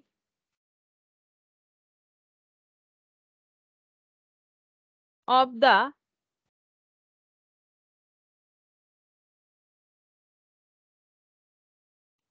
level of activity actually attained। ठीक है, इसका मतलब क्या है, देखो एक एग्जाम्पल देने से ये डेफिनेशन क्लियरली समझ में आ जाएगा। इसका मतलब क्या है, देखो हम लोगों ने मान लो प्रीवियस ईयर में एग्जाम्पल, ठीक है, प्रीवियस ईयर में और करंट ईयर, ठीक है, बजट लिख देते हैं, बजटेड ईयर मतलब हम लोग बजट बना रहे, प्रीवियस ईयर के बेसिस पे हम लोग बजट बना रहे। ठीक है, प्रीवियस ईयर में हम लोग का प्रोडक्शन हुआ है, ठीक है, प्रोडक्शन हुआ है 10,000 यूनिट, और ये प्रोडक्शन हुआ है कितना, कैपेसिटी यूटिलाइज करके। फॉर एग्जांपल कैपेसिटी यूटिलाइजेशन यहाँ पर लिख देते हैं, कैपेसिटी यूटिलाइजेशन अच्छा 50 नहीं करके इसको हम कर लेते हैं, ये 30,000 कर दे, ये 30%, ठीक है, कैपेसिटी यूटिलाइजेशन 30%। ठीक है, अच्छा अब अगर हम लोग कैपेसिटी यूटिलाइजेशन कर रहे हैं 70%, तो फिक्स्ड बजट हमें बोल रहा है कि कोई भी कैपेसिटी यूटिलाइजेशन कर लो 30,000 ही प्रोडक्शन होगा। फिक्स्ड बजट का मतलब ये है कि आप 30% कैपेसिटी यूटिलाइज करो या 70%, 30,000 ही प्रोडक्शन होगा, ऐसा इनका कहना है। ये देखो, ये fixed budget is a budget design to remain unchanged irrespective of the level of activity actually attend. अब हमारा लेवल ऑफ एक्टिविटी चेंज हो रहा है, हम लोग 30% की जगह 70% कैपेसिटी यूटिलाइज कर रहे हैं, फिर भी हम लोग बोल रहे हैं हम लोग का प्रोडक्शन कितना होगा, 30,000 यूनिट होगा, जो कि प्रैक्टिकली सही नहीं होता है। ठीक है, प्रैक्टिकली सही नहीं होता है। अगर हम लोग का यहाँ पर 30,000 हुआ है तो 70% कैपेसिटी में कितना होना चाहिए, ये देखो 30,000 डिवाइडेड बाई 30 इंटू 70। ठीक है, तो 70% कैपेसिटी यूटिलाइज करने पे अगर यूनिटरी मेथड से हम लोग चेक करें तो ये हम लोग का आ रहा है 70,000। तो एक्चुअली हम लोग का मतलब बजट के हिसाब से कितना होना चाहिए, अगर ये फिक्स्ड बजट नहीं होता, ये मैंने फ्लेक्सिबल कर दिया। ठीक है, ये मैंने फ्लेक्सिबल कर दिया। अब हम लोग का यहाँ पर देखो 70,000 जो है प्रोडक्शन होना चाहिए बजट के हिसाब से। ठीक है, लेकिन फिक्स्ड बजट क्या बोल रहे हैं, फिक्स्ड बजट बोल रहे हैं नहीं ऐसा नहीं है, अगर 30,000 प्रोडक्शन होता है तो कुछ भी कैपेसिटी यूटिलाइज कर लो, 70% क्यों, अगर 100% भी करोगे तो हमारा 30,000 यूनिट ही होगा। ये बोल रहा है फिक्स्ड बजट, कोई भी कैपेसिटी यूटिलाइज कर लो, हमें हमेशा जो है प्रोडक्शन उतना ही मिलेगा जितना हम लोगों ने किया है। ठीक है, अब हमें क्या करना पड़ेगा, अब ये देखना पड़ेगा कि एक्चुअली में हुआ क्या है। बजट तो बोल रहा है 30 होगा। ठीक है, अब एक्चुअली में मान लो हम लोग का प्रोडक्शन हुआ है यहाँ पर सपोज यहाँ पर 30,000 की जगह यहाँ पर मान लेते हैं एक्चुअली प्रोडक्शन हुआ है 45,000 यूनिट। ठीक है, 45,000 यूनिट, हम एक एग्जांपल ले रहे हैं कि एक्चुअली में इतना प्रोडक्शन हुआ है। तब हम लोग क्या करेंगे, हम लोग अपना कंपैरिजन कैसे करने लगेंगे, कंपैरिजन ऐसे करने लगेंगे कि हम लोगों ने सोचा था 30,000 होगा लेकिन हुआ 45,000, और हम लोग सोच रहे हैं हम लोग फेवरेबल सिचुएशन में है। ठीक है, लेकिन ये इम्प्रैक्टिकल हो जा रहा है क्योंकि जब 30% कैपेसिटी यूटिलाइज हो रहा है तब तो 30,000 70% में इंक्रीज होना चाहिए, जो कि नहीं हो रहा है, इसीलिए हम लोग कंपेयर इसके साथ कर रहे हैं। ठीक है, और बोल रहे हैं हम लोग फेवरेबल सिचुएशन में है, लेकिन बेसिकली अगर देखो तो ये 70,000 प्रोडक्शन होना चाहिए। ठीक है, तो फिक्स्ड बजट जो है प्रैक्टिकली इसका कोई उतना जो है इम्प्लीमेंटेशन नहीं है, कुछ कुछ जगह पे इम्प्लीमेंटेशन हो सकता है। अब क्यों नहीं है वो मैंने बताया, क्योंकि ये इम्प्रैक्टिकल सिचुएशन अराइज करवा रहा है कि कैपेसिटी अगर चेंज करेंगे, जैसे मान लो तुम लोग 2 घंटा पढ़ रहे हो तो जितना पढ़ोगे क्या 5 घंटा पढ़ने पे भी उतना ही पढ़ोगे? अगर बोल रहे हैं हाँ उतना ही पढ़ेंगे तो ये तो फिक्स्ड बजट की तरह हो गया ना। तो लेकिन प्रैक्टिकली ये तो इम्पॉसिबल है। 3 आवर्स का स्टडी हमें जो आउटपुट देगा 5 आवर्स का भी उतना ही थोड़ी ना देगा, ठीक है। तो वही चीज बोल रहा है कि फिक्स्ड बजट बोल रहा है नहीं उतना ही देगा, फिक्स्ड बजट ऐसे बोल रहा है। तो ये प्रैक्टिकली उतना जो है हेल्पफुल नहीं होता है, ठीक है। फिर कहाँ कहाँ इस तरह का जो है बजट यूज किया जाता है, तो उसके लिए पॉइंट लिखो। Demand is certain and stable, ठीक है। अगर किसी प्रोडक्ट का डिमांड जो है सर्टेन और स्टेबल है, ठीक है, मतलब 30,000 का डिमांड 30,000 ही है, स्टेबल है, ये चेंज नहीं होगा, तब हमें फिक्स्ड बजट फॉलो करना चाहिए, ठीक है। मतलब डिमांड अगर अप एंड डाउन होता है तो फिक्स्ड बजट फॉलो करके क्या फायदा, ये तो हमें सही बजटिंग देगा नहीं, ठीक है। तो हमें कहाँ कहाँ यूज करना चाहिए फिक्स्ड बजट, जहां डिमांड सर्टेन एंड स्टेबल हो, ठीक है। नॉट सीजनल बिजनेस, अगर कोई सीजनल बिजनेस है तो हमें फिक्स्ड बजट यूज नहीं करना चाहिए। क्यों? क्योंकि सीजनल बिजनेस का मतलब क्या, जब सीजन आएगा तो डिमांड बढ़ेगा, ऑफ सीजन रहेगा तो डिमांड कम हो जाएगा। अगर जैसे मान लो जो भी उलन क्लोथ्स वगैरह होता है तो वो ठंडे के मौसम में उसका डिमांड होता है, बाकी टाइम पे नहीं होता है। तो ये क्या हो गया, तो फिर उसके हिसाब से तो हमारे प्रोडक्शन का डिमांड अगर चेंज होगा, स्टेबल नहीं होगा, तो फिर हमारा फिक्स्ड बजट तो एप्लीकेबल नहीं करना चाहिए। तो वही ये पहले ही बता दिया। फिर उसी से दूसरा पॉइंट डिराइव होके आया कि नॉट सीजनल बिजनेस जो होते हैं वहीं पर फिक्स्ड बजट का एप्लीकेशन करना चाहिए, ठीक है। अब लिखते हैं no impact of external factor on the business, ठीक है। बिजनेस में अगर कोई एक्सटर्नल फैक्टर का इंपैक्ट नहीं आता है, ठीक है, तभी हमें क्या करना चाहिए, तभी हमें फिक्स्ड बजट यूज करना चाहिए। मतलब रॉ मटेरियल का प्राइस बढ़ गया लेकिन हम लोगों को कोई इंपैक्ट नहीं आ रहा है, ठीक है, तो मतलब एक्सटर्नल फैक्टर्स जो कि इम्पॉसिबल मैटर है, एक्सटर्नल फैक्टर्स अगर हमारा बिजनेस को इम्पैक्टफुल नहीं करता है, इसी सिचुएशन में हमें फिक्स्ड बजट फिर अप्लाई करना चाहिए, ठीक है। अगर करना है तो तभी कर सकते हैं। और एक पॉइंट लिखेंगे, ट्रेंड ऑफ प्राइस स्टेबिलिटी।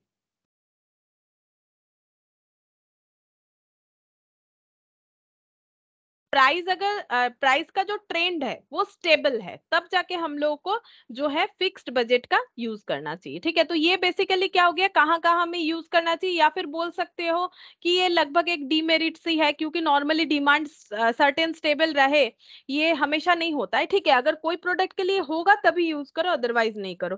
तो फिर इस बजट का बेनिफिट क्या है, एक बेनिफिट बोल सकते हैं ये सिंपल टू अंडरस्टैंड है और लेस टाइम कंज्यूमिंग है, ठीक है। तो इसका एक मेरिट लिख लेते हैं, merit simple to understand and less time consuming, ठीक है। ये कम टाइम लेता है और अंडरस्टैंड में सिंपल है, ठीक है, क्योंकि इसमें कोई चेंजेस होता ही नहीं है तो फिर समझना ये आसान होता है। बाकी जो है बजट उसके कंपैरिजन में, ठीक है। अच्छा, ये हो गया हम लोग का फिक्स्ड बजट। अब नेक्स्ट हम लोग क्या पढ़ेंगे, flexible budget.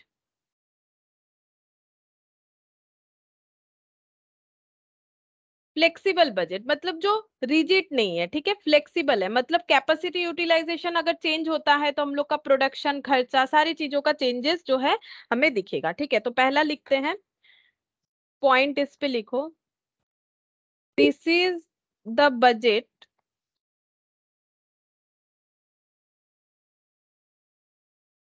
which is flexible enough to be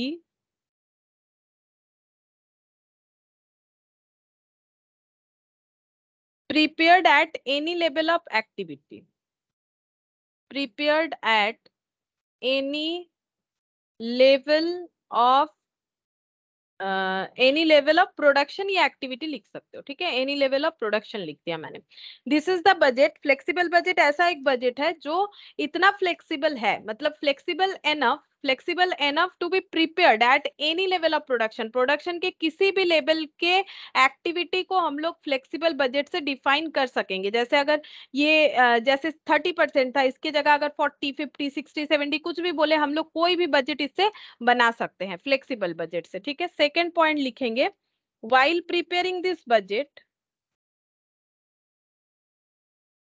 while preparing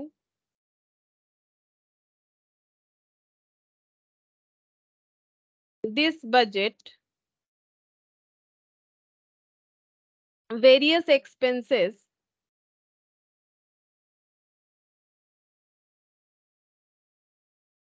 divided into variable,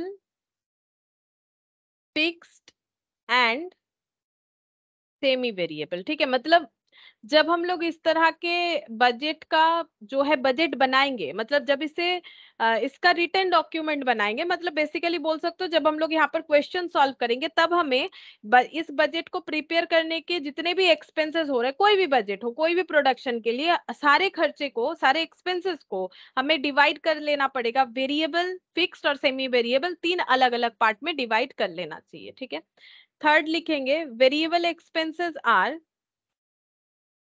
variable expenses are those which changed proportionately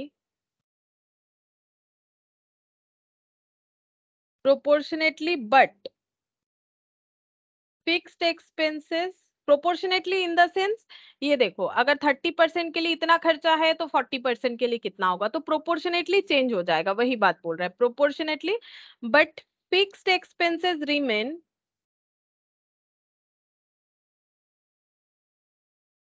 same at all level of production. ठीक है, कोई भी प्रोडक्शन करो, अगर कोई फिक्स्ड खर्चा है, ठीक है, अगर कोई फिक्स्ड खर्चा है तो हर लेवल ऑफ एक्टिविटी पे वो सेम ही रहेगा। जैसे कि मान लो रेंट का खर्चा, ठीक है, अब हम लोग 30% कैपेसिटी यूटिलाइजेशन करें या 40% कैपेसिटी यूटिलाइजेशन करें, ठीक है, रेंट का खर्चा उतना ही रहेगा, मतलब वॉल्यूम चेंज के साथ चेंज नहीं होने वाला, तो वो फिक्स्ड खर्चा हो जाएगा। नेक्स्ट सेमी वेरिएबल के बारे में लिखते हैं।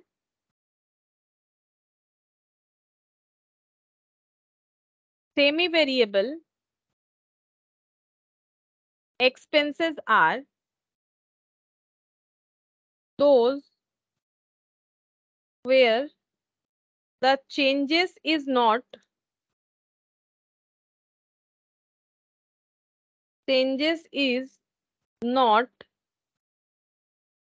proportionate। प्रोपोर्शनेट वे में चेंज नहीं होता है सेमी वेरिएबल, क्योंकि इसमें फिक्स्ड पार्ट भी रहता है तो वेरिएबल पार्ट भी रहता है, तो वेरिएबल पार्ट तो प्रोपोर्शनेटली चेंज होगा, लेकिन फिक्स तो प्रोपोर्शनेटली चेंज नहीं होता है। तो जब इसको कैलकुलेट करना है तब प्रोपोर्शनेटली करने से नहीं होगा, उसका टेक्निक अलग होता है। तो देखेंगे जो थोड़ा सा मार्जिनल कॉस्टिंग में भी हम लोगों ने कोई क्वेश्चंस में देखा हुआ है कि किस तरह से हम लोग आइडेंटिफाई करें कि कौन सा वेरिएबल है और कौन सा फिक्स्ड है। ठीक है, अच्छा, अब देखो यहाँ पर क्वेश्चंस देखते हैं। ठीक है, पहला क्वेश्चन ये वाला बोल रहा है, in a factory which expect to operate 7000 hours, एक फैक्ट्री है जो कि अभी 7000 आवर्स पे करेंटली जो है एक्टिव है, मतलब 7000 आवर पे ऑपरेट कर रही है, जो कि 70% लेवल ऑफ एक्टिविटी बता रहा है। मतलब 70% लेवल ऑफ एक्टिविटी पे काम करने का मतलब है 7000 आवर्स काम करना। Furnishes details of expenses as under, तो उन्होंने खर्चा दे दिया है, वेरिएबल खर्चा इतना है, सेमी वेरिएबल इतना है, मतलब इसमें फिक्स्ड भी है, इसमें वेरिएबल भी है, फिक्स्ड एक्सपेंसेस इतना है।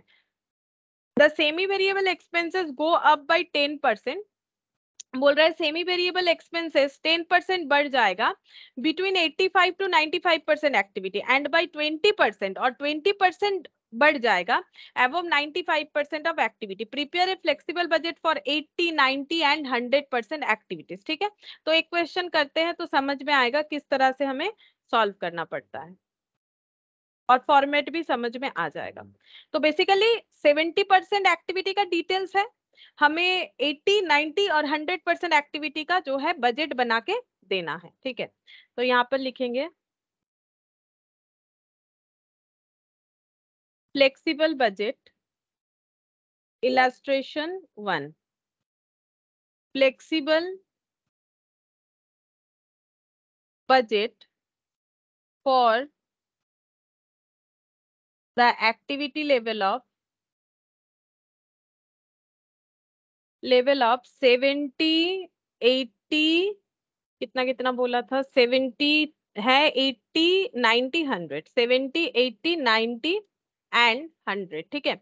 अच्छा अब देखो, मैंने 70% इसीलिए लिखा है, क्या 70% लिखना जरूरी है? यहाँ तो वो बनाया हुआ है, नहीं भी लिखोगे तो भी चलेगा, लेकिन हम लोग चाहे तो उसे भी लिख सकते हैं। हमें तो ये प्रिपेयर करने के लिए बोला है, 70% बना हुआ है, अगर तुम लोग चाहो तो 70% नहीं भी बनाओगे तो भी चलेगा, लेकिन क्या होता है उसी के बेसिस पे तो हम लोग चेंज करेंगे, तो वो लिखा हुआ रहेगा सामने, तो हमें करने में हेल्प होता है। तो यही हम बोलेंगे कि तुम लोग जो गिवन डेटा है उसको जरूर लिख लो, ठीक है, तो उसी बेसिस पे कैलकुलेट करने में आसानी हो जाएगा।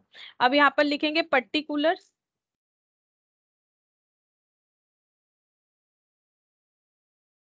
अच्छा फिर यहाँ पर एक्टिविटी लेवल, ठीक है, ऊपर लिखते हैं एक्टिविटी लेवल, 70%,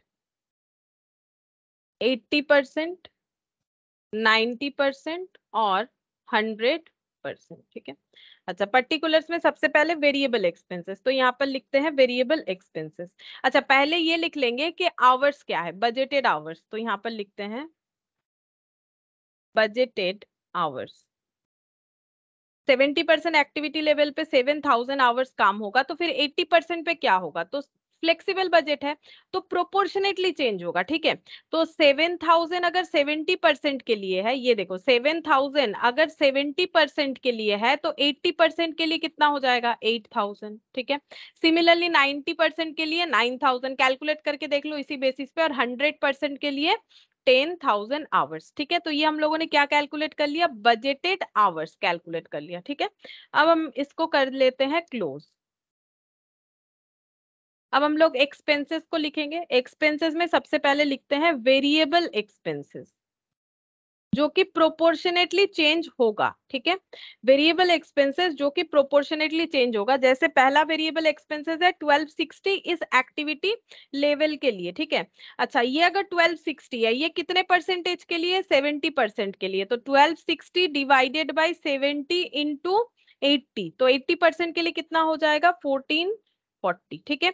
अगर ये 80 के लिए है तो सिमिलरली डिवाइडेड बाई 80 इंटू 90 कर दो, एक ही बेसिस पे निकलता जाएगा ना, 1620। अगर तुम लोग फिर से 70 के ऊपर करोगे तो भी चलेगा, और एक तरीका होता है वैसे भी कर सकते हो, डायरेक्ट 100 वाला निकाल लो कि 70 के लिए 1260, ठीक है, तो 100 के लिए कितना होगा, तो 100 के लिए अगर 1800 होगा तो 1800 का 90% करके देख लो। अलग अलग तरीके से लोग करते हैं, ठीक है, जिसको जो है मतलब कैलकुलेशन करने में आसान लगता है। 100 निकाल लोगे तो इस पे 90 80 लगाओगे तो ये मिल जाएगा, या फिर प्रोपोर्शनेटली कर लो कि इतना खर्चा इतने परसेंटेज के लिए तो इतने परसेंटेज के लिए कितना होगा, फिर 90 का कैसे निकालोगे, 70 के लिए इतना तो 90 के लिए कितना होगा, या फिर ऐसे कर सकते हो कि 80 के लिए इतना तो 90 के लिए कितना होगा, ये भी एक तरीका है। या फिर डायरेक्ट 100 पहले निकाल लो, फिर इस पे अप्लाई कर दो 90 80 जितना बोलेगा, ठीक है। तो अब जिसको जो ठीक लगता है करो, ठीक है, ऐसा कोई जरूरी नहीं है कि हम जैसे बता रहे वैसा ही करना पड़ेगा, प्रोपोर्शनेटली कैसे भी कर सकते हो, 100 निकाल के कर लो, 70 से ही सारे को कंपेयर कर लो, फिर 80 से करो, 90 से करो, जैसा ठीक लगता है, ठीक है। ये हो गया वेरिएबल एक्सपेंसेस, ये सिर्फ हम लोग वेरिएबल पे कर सकते हैं। सेमी वेरिएबल एक्सपेंसेस, इसको कैसे लिखेंगे, सेमी वेरिएबल एक्सपेंसेस ऐसे लिखेंगे, सेमी वेरिएबल एक्सपेंसेस, इसका लिखने का तरीका थोड़ा सा चेंज करना पड़ेगा क्योंकि इसके बारे में कुछ बता रखा है, ठीक है। वैसे तो 1200 इस कैटेगरी में बता रखा है 70%, उसके बाद क्या बोला है, semi variable expenses go up by 10%, semi variable expenses 10% बढ़ेगा अगर एक्टिविटी लेवल 85 से 95 के अंदर बिलोंग करेगा, ठीक है। तो 85 से 95, जैसे ये तो 80 है तो इसका मतलब इसमें कोई चेंजेस नहीं होगा, सेमी वेरिएबल एक्सपेंसेस इसमें एज इट इज ही रहेगा। ये कैसे पता चल रहा है? क्योंकि बोल रहा है कि गॉन अप, गो अप, ठीक है, बढ़ेगा 85 से 95 के बीच में। बाकी के बारे में कुछ नहीं बोला है। जब प्रॉपर इंफॉर्मेशन नहीं है तो इसमें हम लोग इसको ना प्रोपोर्शनेटली नहीं कर सकते, क्योंकि मैंने अभी अभी लिखवाया था कि सेमी वेरिएबल कभी भी प्रोपोर्शनेटली चेंज मत कर दो। क्यों नहीं? क्योंकि इसमें फिक्स्ड पार्ट भी है। तो इसका मतलब 70% में भी जितना है सेमी वेरिएबल एक्सपेंसेस, 80% में भी उतना ही होगा। ये कभी प्रोपोर्शनेटली चेंज नहीं हो सकता है। अब बोल रहा है अगर मेरा एक्टिविटी लेवल 85 से 90 के बीच में, जो कि ये है, ठीक है, 90 जो है वो 85 से 95 के बीच में आता है, 85 से 95 के बीच में, तब बोल रहा है 10% से इंक्रीज होगा। 10% से इंक्रीज करवाओ 1200 को, 1200 इंटू 10%, तो ये हो गया 120 प्लस 1200, तो ये बन जाएगा 1320। ठीक है, ये कैसे करके निकाला मैंने? 10% इंक्रीज करके निकाला। चाहो तो इस पे एक वर्किंग नोट बना सकते हो। और अगर एक्टिविटी लेवल एबव 95% है तो 20% इंक्रीज करेगा। एबव 95% ये है, 95% से ज्यादा यानी 100%। अगर ऐसा होता है तो बोल रहा है 20% बढ़ेगा। अब 20% किस पे बढ़ाओगे? अगर तुम लोग इस पे कैलकुलेट करोगे गलत हो जाएगा, ठीक है, इस पे नहीं करना है। बढ़ेगा बोल रहा है तो किस पे बढ़ेगा? ओरिजिनल वैल्यू पे, ठीक है, हमेशा ओरिजिनल वैल्यू पे। तो 1200 पे 20% इंक्रीज करवा लो, तो 1200 पे 20% यानी 240 प्लस 1200, तो ये वैल्यू आ रहा है 1440। ठीक है, इतना हम लोग का जो है सेमी वेरिएबल एक्सपेंसेस का चेंज होगा। तो जैसा क्वेश्चन बोला है हमें उसी तरह से परफॉर्म करना है और कुछ नहीं। फिक्स्ड एक्सपेंसेस 1800, तो यहाँ पर लिखेंगे फिक्स्ड एक्सपेंसेस, ये कितना है? 1800 है। अब 1800 ये फिक्स्ड है, तो कोई भी एक्टिविटी लेवल हो, 70, 80, 90 और 100 या फिर कुछ और हो, ये हमेशा कितना होगा? 1800 ही होगा। ठीक है, अब हम लोग इसका टोटल कर लेंगे। टोटल करने से हम लोग को पता चल जाएगा कि कितना एक्सपेंसेस हो रहा है। तो ये वाला कर लेते, इधर ये लिखा हुआ है इस वजह से 1800 प्लस 1800, 5040। ठीक है, 1800 प्लस 1320 प्लस 16, ফার্স্ট এরটা হবে 4260, সেকেন্ড এরটা হবে 4440 আর থার্ড এরটা হবে 4740। हाँ 4747, ठीक है।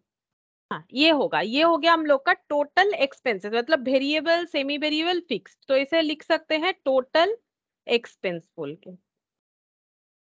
ठीक है, अच्छा अब हमें क्या बोला है? देखो हमें बोला है फ्लेक्सिबल बजट बनाओ। तो फ्लेक्सिबल बजट का मतलब ये है कि बजट को बताना है। तो जैसे ये लाइन लगाओगे तो भी चलेगा, नहीं लगाओगे तो भी चलेगा। ठीक है, ये टेढ़ा हो गया है, ऐसे करते हैं। ठीक है, तो ये देखो फ्लेक्सिबल बजट में हम लोगों ने क्या निकाल लिया? कितना खर्चा है। अब हमें कुछ आवर्स भी गिवन था, तो यहाँ ना हमें पर्टिकुलरली कुछ बोलेगा नहीं, हम लोग अलग अलग टर्म से निकाल सकते हैं। तो टोटल खर्चा निकाल दिया। अगर खर्चा आवर बेसिस पे निकाले तो, क्योंकि आवरली काम हो रहा है तो आवर्स बेसिस पे भी खर्चा हम लोग चाहे तो निकाल सकते हैं। तो ये भी हम लोग एक यहाँ पर कैलकुलेशन करके दिखा सकते हैं कि रिकवरी रेट पर आवर कितना है। ठीक है, मतलब 1 आवर काम करने से कितना खर्चा होगा, रिकवरी रेट पर आवर, ये भी अगर हम लोग चाहे तो कैलकुलेट कर सकते हैं। जैसे इतना खर्चा होगा 7000 आवर्स काम करने से, तो पर आवर का कितना हो जाएगा? डिवाइडेड बाय 7000 कैलकुलेट हो जाएगा। 4440 डिवाइडेड बाय ये शायद 8000 है, हाँ, और 4740 डिवाइडेड बाय 9000 और 5040 डिवाइडेड बाय 10,000। ठीक है, अब इसका कैलकुलेशन कर लो।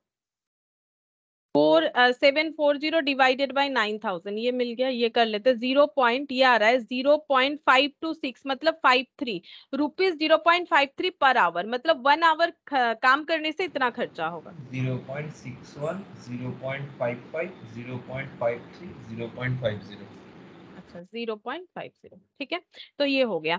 ये हम लोग का क्या हो गया? रिकवरी रेट हो गया। ठीक है, रिकवरी रेट कैसे आया? रुपीस पर आवर में। ठीक है, रिकवरी रेट हमेशा रुपीस पर आवर में आएगा, क्योंकि ये आवरली रिकवरी रेट है। यहाँ लिखा है ना, तो हम यहाँ से मिटा देते हैं। ठीक है, ये हम लोग का रिकवरी रेट आ गया। तो ये भी कैलकुलेट कर लो, क्योंकि हमारे पास आवर्स अवेलेबल है, तो हम लोग इस तरह से कैलकुलेट कर सकते हैं। हमें लेकिन नहीं बोलेगा क्या कैलकुलेट करना है, कभी कभी बोल सकता है, बोला है फ्लेक्सिबल बजट बनाओ, तो यहाँ तक भी बना सकते हैं। लेकिन हमारे पास आवर्स अवेलेबल है, तो रिकवरी रेट पर आवर भी हम लोग निकाल लेंगे, ताकि हमारा आंसर जो है वो कंप्लीट हो। ठीक है, आंसर जो है वो हम लोग का कंप्लीट हो।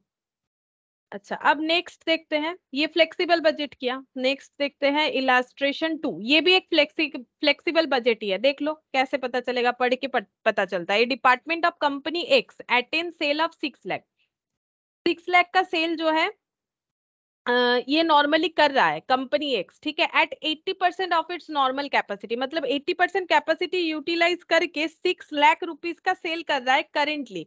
और उसके रिगार्डिंग एक्सपेंसेस कुछ इस तरह से डिजाइन किया गया है। एडमिनिस्ट्रेशन कॉस्ट ये बता रहा है 90,000, 2% ऑफ सेल्स, ये 7,500 डिप्रिशिएशन, रेट्स एंड टैक्सेस, ठीक है। नॉर्मली एडमिनिस्ट्रेशन कॉस्ट ना हम लोग का फिक्स्ड होता है, ये हम लोगों को पता है कि एडमिनिस्ट्रेटिव टाइप जो काम होता है उसमें खर्चा फिक्स्ड होता है। जैसे किसी को सैलरी देंगे तो ये तो फिक्स्ड ही होगा। लेकिन जनरल एक्सपेंसेस बता रहा है सेल के ऊपर डिपेंड कर रहा है, तो सेल तो वेरी कर सकता है, तो ये हम लोग का वेरिएबल खर्चा हो जाएगा, ठीक है। डिप्रिशिएशन फिक्स्ड होगा, ठीक है। आगे देखते हैं, अगर डिप्रिशिएशन का कुछ हमें डब्ल्यूडीवी वगैरह बोला है तो फिर वेरिएबल हो सकता है। रेट्स एंड टैक्सेस ये भी नॉर्मली हम लोग का फिक्स्ड होता है, ठीक है। ये हम लोग सर्विस कॉस्टिंग में भी तो देखे हैं और यहाँ पर पढ़ के भी देख सकते हो, ठीक है। और वैसे भी एडमिनिस्ट्रेशन खर्चा फिक्स्ड होता है, लेकिन इसके अंदर एक जनरल एक्सपेंसेस को फिक्स नहीं, वेरिएबल नेचर की तरह दिख रहा है क्योंकि ये सेल पे डिपेंडेंट है। सेलिंग कॉस्ट में ये देखो, ये पढ़ के देखो, सेलिंग कॉस्ट में यहाँ पर सारे expenses, travelling, sales office, general, salary, ये सारे चीज जो है सेल पे डिपेंड है। तो 8% ऑफ सेल, जितना सेल होगा उसका 8%, जितना सेल होगा 2%, जितना सेल होगा 1%, जितना सेल होगा 1%। तो ये सारे वेरिएबल खर्चे हैं। डिस्ट्रीब्यूशन कॉस्ट में वेजेस ये 15,000 बता रखा है, मतलब हम लोग बोल सकते हैं कि वेजेस हमारा जो है फिक्स नेचर का है, ठीक है। वेजेस हम लोग का फिक्स नेचर का है। Rent 1% of sale, normally rent लेकिन फिक्स्ड होता है, वेरिएबल नहीं होता है, लेकिन यहाँ पर सेल के ऊपर दिया है तो फिर वेरिएबल है, ठीक है। अब क्वेश्चन जैसा देगा वैसे तो फॉलो करना पड़ेगा। अदर एक्सपेंसेस ये भी सेल के ऊपर है तो ये ये वेरिएबल हो गया, ठीक है। वेरिएबल वेरिएबल ये सारे वेरिएबल, और ऊपर भी मैंने बता दिया कौन सा वेरिएबल होगा कौन सा फिक्स्ड होगा। अच्छा, अब आगे देखते हैं क्वेश्चन हमें करने के लिए बोला क्या है। Prepare flexible administration selling and distribution cost budget, ठीक है। तो हम लोग जब बजट बनाएंगे तो हम लोग ना वेरिएबल को एक जगह, सेमी वेरिएबल अगर होता तो सेमी वेरिएबल को एक जगह, जो कि है नहीं इस क्वेश्चन में, और फिक्स्ड खर्चे को एक जगह, ऐसा नहीं लिखेंगे। क्यों? क्योंकि हमें जो फ्लेक्सिबल बजट बनाने के लिए बोला है कि एडमिनिस्ट्रेशन बजट बनाओ, ठीक है। एडमिनिस्ट्रेशन बजट बोल रहा है selling and distribution cost budget बनाओ, ठीक है। मतलब ये अलग से दिखाएंगे, ये अलग से दिखाएंगे, और ऊपर जो है वो भी अलग से दिखाएंगे। और फ्लेक्सिबिलिटी किस किस लेवल ऑफ एक्टिविटी पे दिखाना है? 90, 100 और 110% ऑफ नॉर्मल कैपेसिटी पे दिखाना है, ठीक है। तो यहाँ पर हमारा प्रेजेंटेशन जो है वो वेरिएबल फिक्स्ड या फिर सेमी वेरिएबल के नेचर पे नहीं करना है। यहाँ पर हम लोग का जो प्रेजेंटेशन होगा वो हमें कैसे करना है, वो हमें एडमिनिस्ट्रेशन, सेलिंग और डिस्ट्रीब्यूशन जो एक्टिविटी है उसके हिसाब से करके दिखाना है, ठीक है। तो ये कैसे बनेगा, देखो, flexible budget of company x, यहाँ तो नहीं होगा, नेक्स्ट पेज में करेंगे।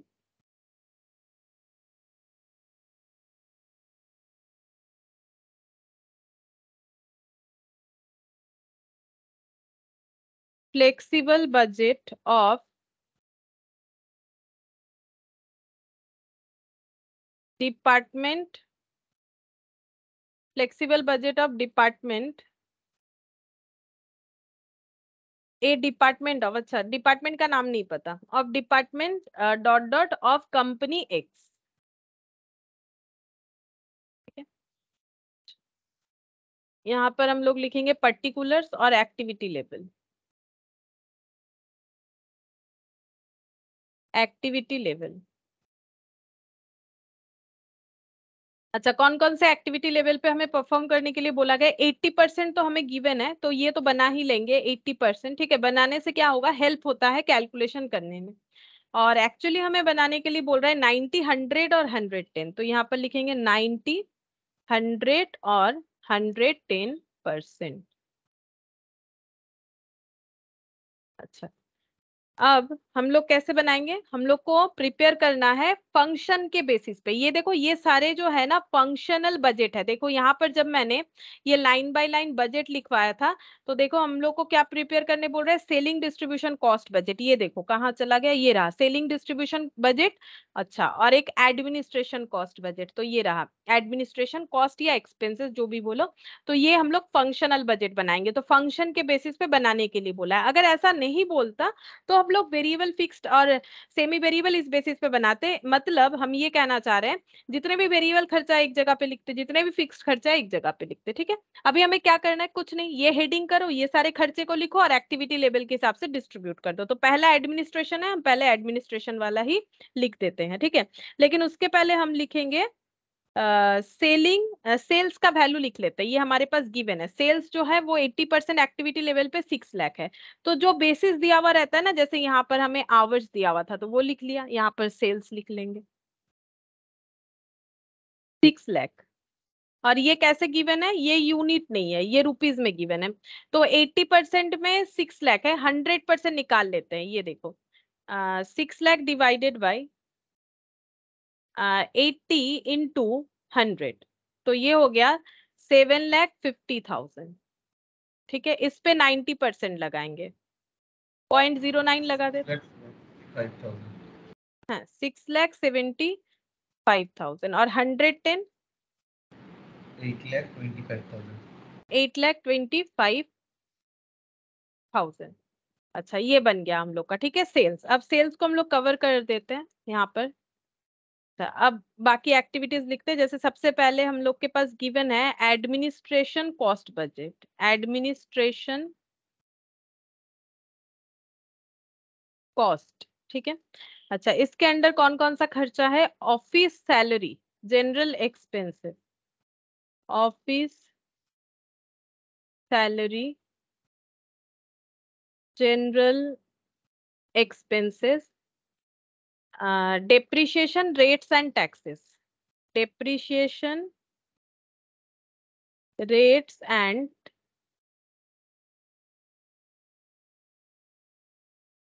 टैक्सेस।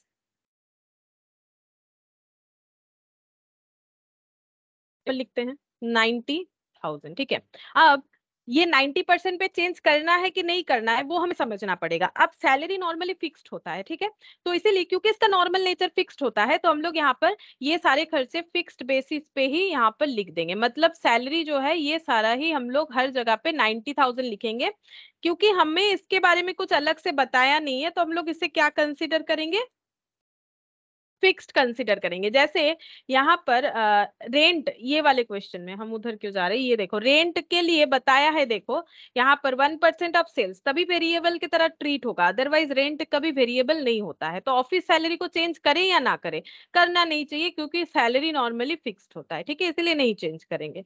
चलो जनरल एक्सपेंसेस। ठीक है, जनरल एक्सपेंसेस में है 2% ऑफ सेल्स। तो ये क्या हो गया, हाँ 2% ऑफ सेल्स। तो यहाँ पर बता दिया है, नहीं ये भी कैलकुलेट नहीं किया, 6 लाख पे 2%, कैलकुलेट करो 6 लाख पे 2%, 12,000। ठीक है, 6,75,000 पे 2%, तो 6,75,000, 2%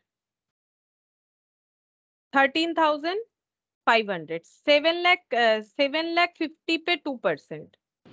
15,000 और তারপরটা ম্যাম 16,500।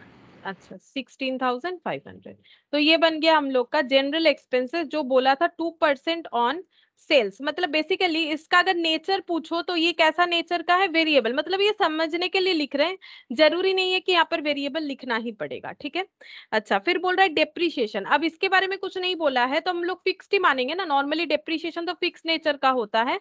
तो कुछ नहीं बोलेगा तो ऑब्वियसली फिक्स्ड मानो, बोला तो नहीं है कि कुछ चेंज हो रहा है। तो 7,500, 7,500 और 7,500 और ये भी 7,500। रेट्स एंड टैक्सेस ये भी फिक्स्ड हो जाएगा, इसको भी फिक्स्ड मान लेंगे, इसका भी तो कुछ चेंजेस बोला नहीं है। तो 8,750, 8,750, 8,750, 50। ठीक है, तो ये हो गया। अब इसको हम लोग कैलकुलेट यहीं पर कर लेते हैं। क्यों यहीं पर कैलकुलेट कर लेंगे? क्योंकि हमें फ्लेक्सिबल एडमिनिस्ट्रेशन कॉस्ट बजट निकालने के लिए बोला है। तो एडमिनिस्ट्रेशन तो कंप्लीट हो गया कैलकुलेशन, तो यहाँ पर लिखेंगे टोटल एडमिनिस्ट्रेशन कॉस्ट बजट। ठीक है, कॉस्ट बजट रुपीज में आंसर आ जाएगा। और ये सारे डेटा जो है ये रुपीज में ही है, यहाँ पर रुपीज में लिख देते हैं।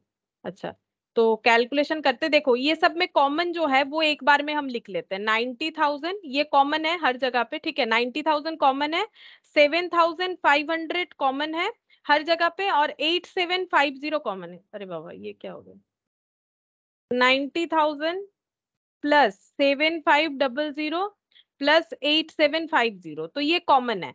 1,06,250 हर जगह पे कॉमन है। अब इस पे ऐड करेंगे पहले वाले केस के लिए 12,000, तो आंसर आएगा 1,18,250। अब हम क्या करेंगे, मतलब तुम लोग नॉर्मल भी कर सकते हो, लेकिन ये इजीली करने का तरीका है। यहाँ से 12,000 हटा दो। ठीक है, फिर से हमें वो टोटल मिल जाएगा जो ये तीनों का टोटल है। अब इसमें ऐड कर दो 13,500, तो ये आ गया 1,19,750। बार बार क्यों ऐड करोगे? फिर यहाँ से माइनस कर दो 13,500, तो हमें वही वाला डेटा मिल जाएगा जो तीनों चारों जगह पे कॉमन है। फिर इस पे ऐड कर लो 15,000। ठीक है, तो 15,000 ऐड करने से 1,21,250, और यहाँ पर कितना ऐड हो रहा है 1650, मतलब 1,500 ज्यादा ऐड हो रहा है। तो इस पे 1,500 एक्सेस ऐड कर दो, तो ये आंसर आ जाएगा 122,750। तो ये हम लोग का निकल के आ गया एडमिनिस्ट्रेटिव कॉस्ट बजट। ठीक है, एडमिनिस्ट्रेशन कॉस्ट।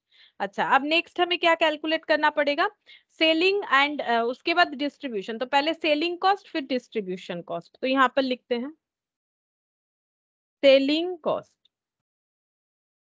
अच्छा, सेलिंग कॉस्ट में सैलरी ये बताया है 8% ऑफ सेल्स, तो कैलकुलेट करना पड़ेगा सेल के बेसिस पे। तो 6 लाख का 8%, तो 48,000। अच्छा, फिर 8% 6,75,000 का, तो चेक करो 54,000, 60,000, 66,000। अच्छा, 54,000, 60,000, 66,000। ठीक है। अच्छा, सेल्स सैलरी, सैलरी के बाद ट्रैवलिंग एक्सपेंसेस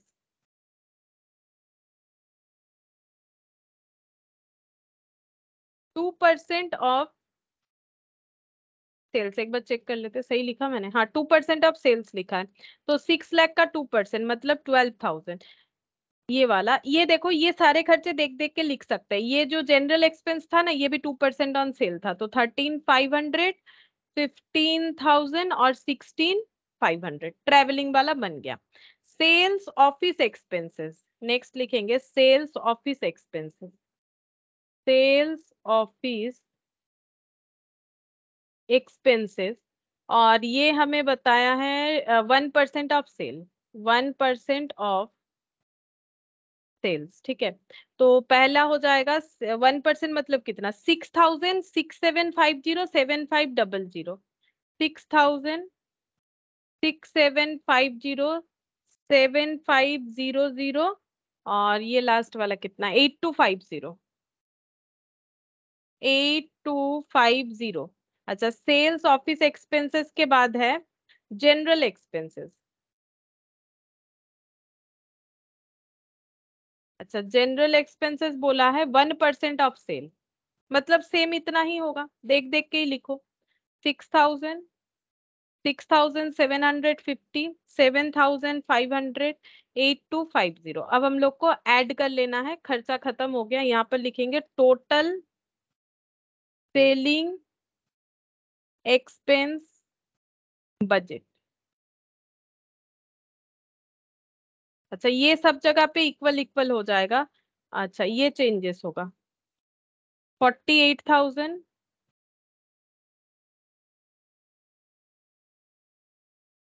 12,000 और 12,000, मतलब 72,000। मैम 72,000, 81,000, 90,000, 99,000। अच्छा, 81,000, 90, 99। हाँ ठीक है, ये हो गया। अच्छा, अब नेक्स्ट वाला बजट यानी कि डिस्ट्रीब्यूशन कॉस्ट बजट, तो यहाँ पर लिखते हैं डिस्ट्रीब्यूशन कॉस्ट।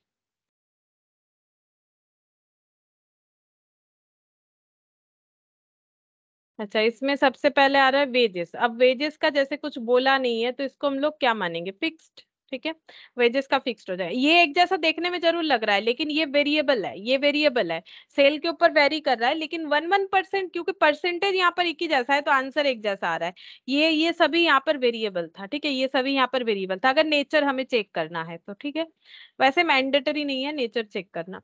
वेजेस, वेजेस हम लोग का फिक्स्ड हो जाएगा 15,000 करके, हर एक्टिविटी लेवल पे आ जाएगा। 15 15 15 15। अच्छा, इसके बाद rent 1% of sale, rent 1% of sales, मतलब यहां से देख देख के लिख दो, यही वाला डेटा होगा। 6,000, 6,750, 7,500, 8,250, ये हो गया रेंट। अच्छा, इसके बाद other expenses 4% of sale, 4% of sales, ये कैलकुलेट करना पड़ेगा। तो पहला तो 6 लाख था, 6 लाख का 4% 24,000 हो जाएगा। तो बाकी कैलकुलेट करना पड़ेगा। 6,75,000 का 4%, 48,750, 52,500, 56,250। 48,750 না, এটা তো টোটালটা বোধহয় বলছো না? আমি এটা লিখিনি এখনো হ্যাঁ, পার্সেন্টেজটা। টোটালটা এইটা বলো আগে। 27,000, 30,000 और 33,000। 30,000, 33,000, ठीक है, ये 4% ऑफ सेल पे कैलकुलेट करोगे ये मिल जाएगा। अब टोटल 45, 48,750, 52,500, 56,250। ठीक हुआ है 56,250। ठीक है, ये हम लोग का आ गया टोटल डिस्ट्रीब्यूशन कॉस्ट बजट। ठीक है, अच्छा, अब हम लोग को अगर टोटल कॉस्ट निकालना हो तो भी हम लोग कर सकते हैं। टोटल कॉस्ट मतलब एडमिनिस्ट्रेशन, अगर इसको ए नाम दे दो, ठीक है, ये जो आया इसको हम लोग अगर ए नाम दे देते हैं। अच्छा, यहाँ पर ये जो आया इसे बी दे दो, यहाँ पर ये जो आया सी दे दो, तो हम लोग टोटल भी निकाल सकते हैं। टोटल कॉस्ट ए प्लस बी प्लस सी। ठीक है, तो पहले केस में 1,18,250, 1,18,250 प्लस 72,000 और 45। 35,250।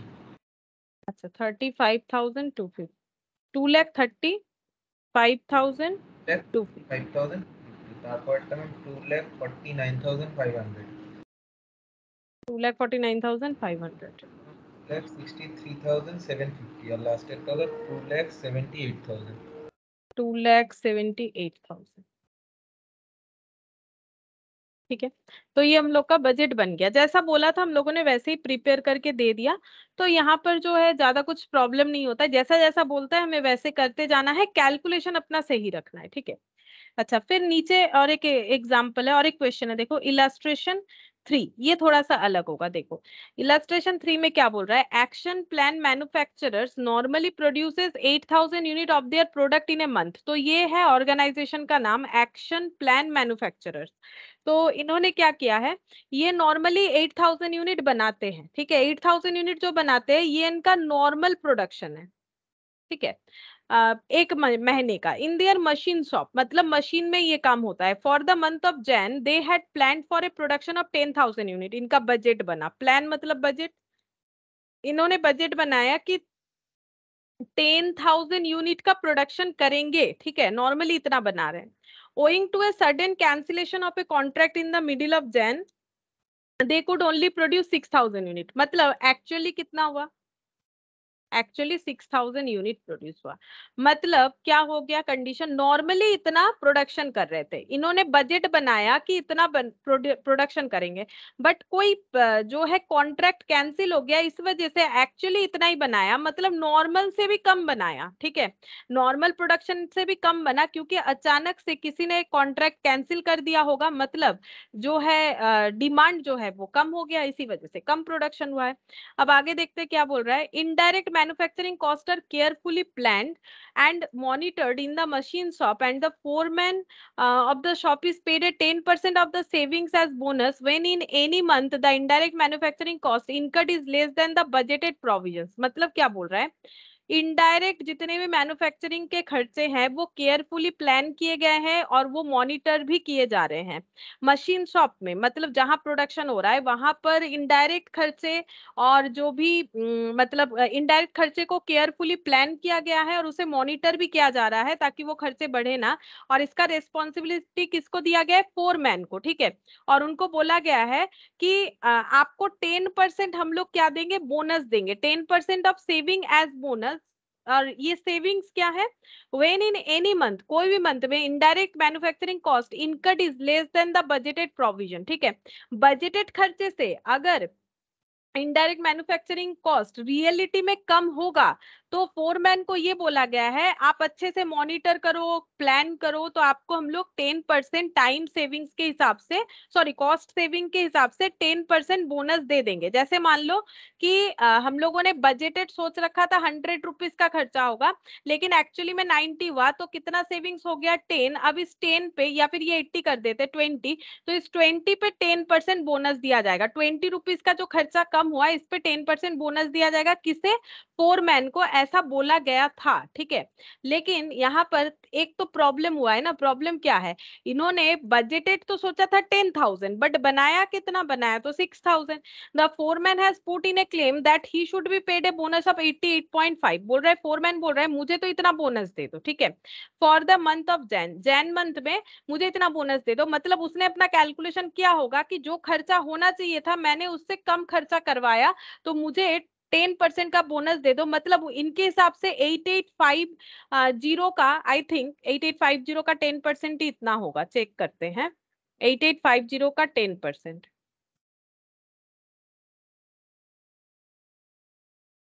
मतलब 8850 इंटू 10 डिवाइडेड बाई 100।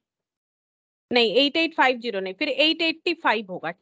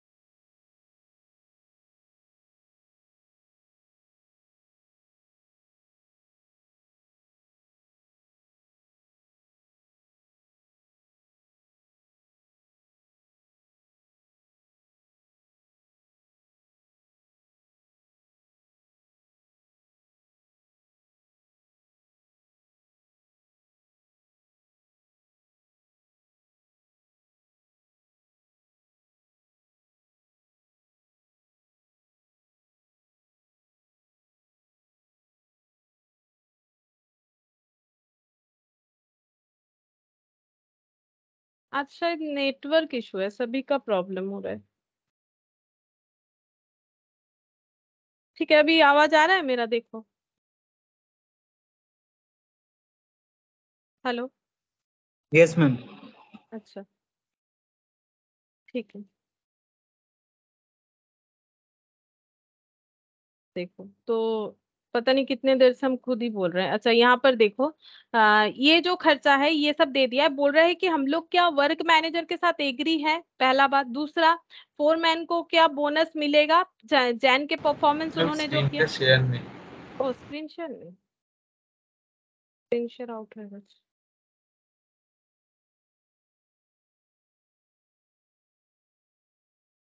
एक बार देखो, होएगा से? है मैम। अच्छा, रिकॉर्डिंग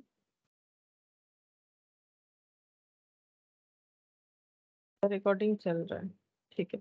अच्छा, फिर बोल रहा है सब्सटेन क्या बोल रहा है, substantiate your answer with facts and figures. ठीक है, तो हमें आंसर अपना जो है वो समझा के बताना है, एक्सप्लेनेशन देना है। अच्छा देखो, अब ये क्या बोल रहे हैं पता है, जो फोरमैन है वो क्या बोल रहे हैं, आप लोगों ने बोला था कि जनवरी में प्रोडक्शन कितना करना है। इनका प्लान क्या था? प्लान तो ये था कि 10,000 यूनिट बनाएंगे, ठीक है, 10,000 यूनिट बनाएंगे। लेकिन एक्चुअली में ये 10,000 यूनिट नहीं बना पाए, इन्होंने 6,000 यूनिट बनाया और खर्चा ये हुआ। तो जो फोरमैन है वो क्या देख रहा है, वो ये देख रहा है कि खर्चा होना चाहिए था 5875, लेकिन खर्चा हुआ है 4990। अब उसको तो उतना पता नहीं है कि ये 10,000 यूनिट के लिए था, ये 6,000 यूनिट बना है। तो वो अपना क्या कैलकुलेशन दे रहा है कि खर्चा होना चाहिए था 5875, मैंने ठीक तरह से मॉनिटर किया, ऑपरेट किया, इसलिए खर्चा हो गया 4990, यानी 885 रुपीज का सेविंग्स हो गया। और इसी पे वो अपना 10% जो पहले से बोला गया था उसके हिसाब से अपना बोनस क्लेम कर रहा है 88.5। मतलब जो फोरमैन है उनका क्लेम भी गलत हो जा रहा है, ठीक है। मतलब उनका क्लेम का जो रीजन है वो नहीं आ रहा है, ठीक है। मतलब वो बोनस उनको मिल सकता है लेकिन सेविंग्स तो हुआ नहीं है। अब सेविंग्स हुआ है कि नहीं, उसके लिए हमें कंपेयर ये करना पड़ेगा कि 6,000 यूनिट का बजट देखना पड़ेगा। 6,000 यूनिट का बजटेड खर्चा कितना है और 6,000 यूनिट का एक्चुअल खर्चा कितना हुआ, ये दोनों को जब हम लोग कंपेयर कर लेंगे तब हमारे पास ये कैलकुलेट होके आ जाएगा कि इनको बोनस मिलना चाहिए या फिर नहीं मिलना चाहिए, ठीक है। ये हम लोग कैलकुलेट करके निकाल सकते हैं। तो इसके लिए हमें क्या क्या प्रिपेयर करना पड़ेगा? हमें प्रिपेयर करना पड़ेगा, पहला तो ये है कि नॉर्मल जो प्रोडक्शन हुआ है वो भी हम लोग कॉलम बना लेंगे। प्लांट एक्सपेंसेस मतलब 10,000 यूनिट के लिए जो है वो भी हम लोग बना लेंगे, एक्चुअली कितना खर्चा हुआ है। और हमें एक जो प्रिपेयर करना पड़ेगा दैट इज जो 6,000 यूनिट के लिए एक्चुअली कितना खर्चा होना चाहिए था, ठीक है। तो ये टाइम लगेगा। हम तुम लोग को जस्ट एक चीज बताते हैं, ये वाला क्वेश्चन हम लोग नेक्स्ट क्लास में करेंगे, लेकिन हम एक चीज बताएंगे, जस्ट हमें कंपेयर क्या करना है मैंने बता दिया, ठीक है। हम लोग को एक चीज देखना पड़ेगा, जब हम लोग 6,000 यूनिट के लिए प्रिपेयर करेंगे ना, हमें ये चेक करना पड़ेगा कि कौन सा वेरिएबल खर्चा है, कौन सा सेमी वेरिएबल और कौन सा फिक्स्ड खर्चा है, वो हमें चेक करना पड़ेगा। कैसे पता चलेगा? ये देखो सिंपल, ये कितने यूनिट के लिए है? ये 10,000। ये कितने यूनिट के लिए है? सॉरी, ये है हम लोग का नॉर्मल कैपेसिटी 10,000 नहीं, नॉर्मल कैपेसिटी है हम लोग का 8,000, ठीक है। अच्छा, ये कितना है? ये है 10,000 और ये है 6,000। सैलरी ऑफ फोरमैन जो है वो देखो हर जगह पे हमें कितना दिया हुआ है, 1,000 दिया हुआ है। इसका मतलब यूनिट प्रोडक्शन के साथ चेंज नहीं हुआ, इसका मतलब ये फिक्स्ड खर्चा है, ठीक है।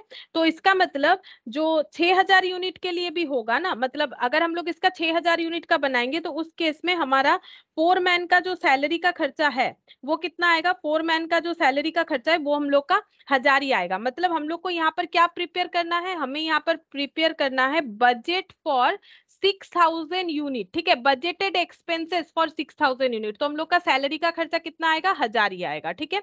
इनडायरेक्ट लेबर, क्या ये वेरिएबल है? दिख तो रहा है, चेंज तो वाई वेरिएबल है। अब कंफर्म वेरिएबल है कि सेमी वेरिएबल है, कैसे पता करेंगे? 728,000 यूनिट के लिए, मतलब पर यूनिट के लिए कितना? 0.09। अब 0.09 में 10,000 मल्टीप्लाई कर दो, कितना आ रहा है? 900 आ रहा है, ठीक है। तो इसका मतलब ये हम लोग का क्या हो रहा है? वेरिएबल हो रहा है। अब 900 कितना? 10,000 यूनिट के लिए, ठीक है। अच्छा, अब इसमें 6,000 मल्टीप्लाई कर दो तो ये कितना हो गया? 6000, अच्छा ये तो अलग होगा ना क्योंकि ये एक्चुअली हुआ है, इसके साथ तो कंपेयर नहीं कर सकते, लेकिन ये दोनों देख के कंपेयर कर लेंगे। 8000 यूनिट का इतना और 10,000 यूनिट का इतना, तो इसका मतलब 6000 यूनिट का कितना होगा, 540 होना चाहिए, 540 बजट के हिसाब से, लेकिन एक्चुअली हुआ है 6000। समझ में आ रहा है, स्टैंडर्ड कॉस्टिंग अप्लाई हो जाएगा, ये एक्चुअली में हुआ है। तो हम लोग को बजटेड फॉर 6000 यूनिट बनाना है, लेकिन जब यहाँ पर कैलकुलेट करेंगे तो कैसे कैलकुलेट करें, जैसे कि प्रोपोर्शनेटली करे क्या प्रोपोर्शनेटली ना करे या फिक्स्ड करे, वो तो पता करना पड़ेगा। तो ये वेरिएबल खर्चा हो गया। इनडायरेक्ट मटेरियल वेरिएबल है कि नहीं चेक करो, ये दोनों में 8000 यूनिट के लिए 800, मतलब 800 डिवाइडेड बाय 8000, इसका मतलब ये हम लोग का हो गया 0.1। तो 0.1 इंटू 10,000 करने पे ये हम लोग का आ रहा है 1000। तो ठीक है, तो 0.1 इंटू 6000 करने पे हमारा खर्चा निकल के आएगा 600। इसका मतलब हम लोग का 600 होना चाहिए था खर्चा बजट के हिसाब से, लेकिन 700 हुआ, मतलब ज्यादा हुआ। ठीक है, रिपेयर्स मेंटेनेंस देखो क्या बोला है, 600 कितना, 8000 यूनिट के लिए, तो 600 डिवाइडेड बाय 8000, तो पर यूनिट कितना होता है, क्योंकि पर यूनिट वेरिएबल जो है वो तो फिक्स्ड होता है ना, तो इसका मतलब ये हो गया हम लोग का 0.075, ये इंटू 8000। अब 0.075 इंटू 10,000 कर लो, देखो यहाँ पर कितना आना चाहिए 750, लेकिन आया कितना है 650। ठीक है, इसका मतलब ये जो है ये सेमी वेरिएबल है, इसी पॉइंट के लिए मैंने बोला ये जो है ये हम लोग का क्या हो जाएगा, ये हम लोग का सेमी वेरिएबल खर्चा हो जाएगा।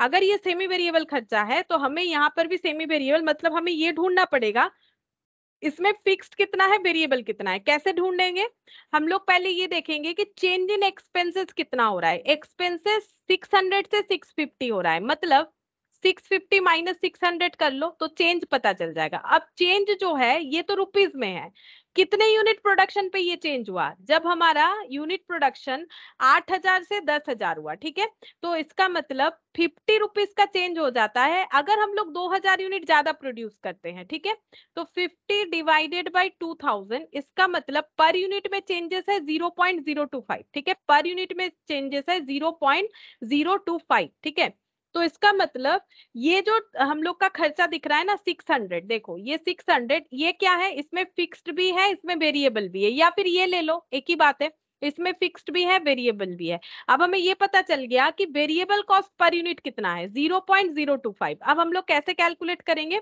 ये 600 रुपए खर्चा 8000 यूनिट के लिए, तो 8000 यूनिट पे अगर 0.025 लगाते हैं तो वेरिएबल पोर्शन पता चल जाएगा, इंटू 8000 कर लो, कितना निकल के आया 200। ठीक है, तो 200 अगर मेरा वेरिएबल पोर्शन है तो फिक्स पोर्शन कितना हो जाएगा 400, तभी ना मिला के 600 हुआ। ये हम लोग मार्जिनल कॉस्टिंग में कर चुके हैं, तभी हम इस तरह से बता रहे, तुम लोग खुद से घर पे कोशिश करना। यहाँ पर भी फिक्स्ड 400 ही आएगा, चेक कर लो 0.025 के बेसिस पे। ठीक है, 0.025 बेसिस पे 10,000 यूनिट का वेरिएबल खर्चा कितना हो जाएगा 250। ठीक है, और 250 से 650 लेस कर दो, कितना हो गया 400 हो गया फिक्स्ड खर्चा। तो इसका मतलब जब हम लोग यहाँ पर आइडेंटिफाई करेंगे कि बजटेड कितना होना चाहिए, तो 400 तो होगा ही होगा, और 6000 यूनिट के लिए यहाँ पर 6000 यूनिट के लिए 0.025 करके 0.025 करके 150 का खर्चा, यानी ये हो जाएगा 550। ठीक है, 550।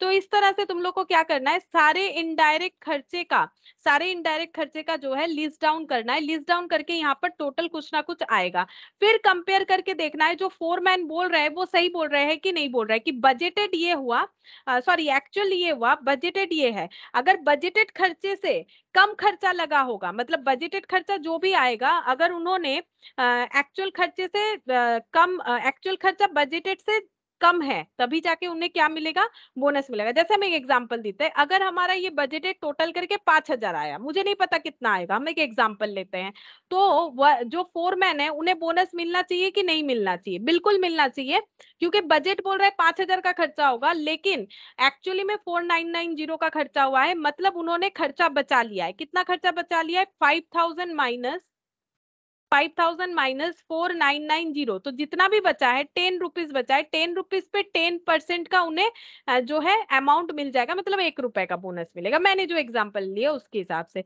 लेकिन अगर यहाँ पर खर्चा अगर कम हो रहा है, जैसे मान लो यहाँ पर खर्चा हुआ फॉर एग्जांपल 4000 टोटल करके आया, तो 4000 बजटेड था जबकि एक्चुअली में हुआ 4990, ठीक है। तो इसका मतलब उन्होंने सेविंग्स कहाँ किया, उल्टे का ज्यादा हुआ। अगर ये सिचुएशन होता है तो फोरमैन को हम लोग बोनस नहीं दे सकते, ठीक है।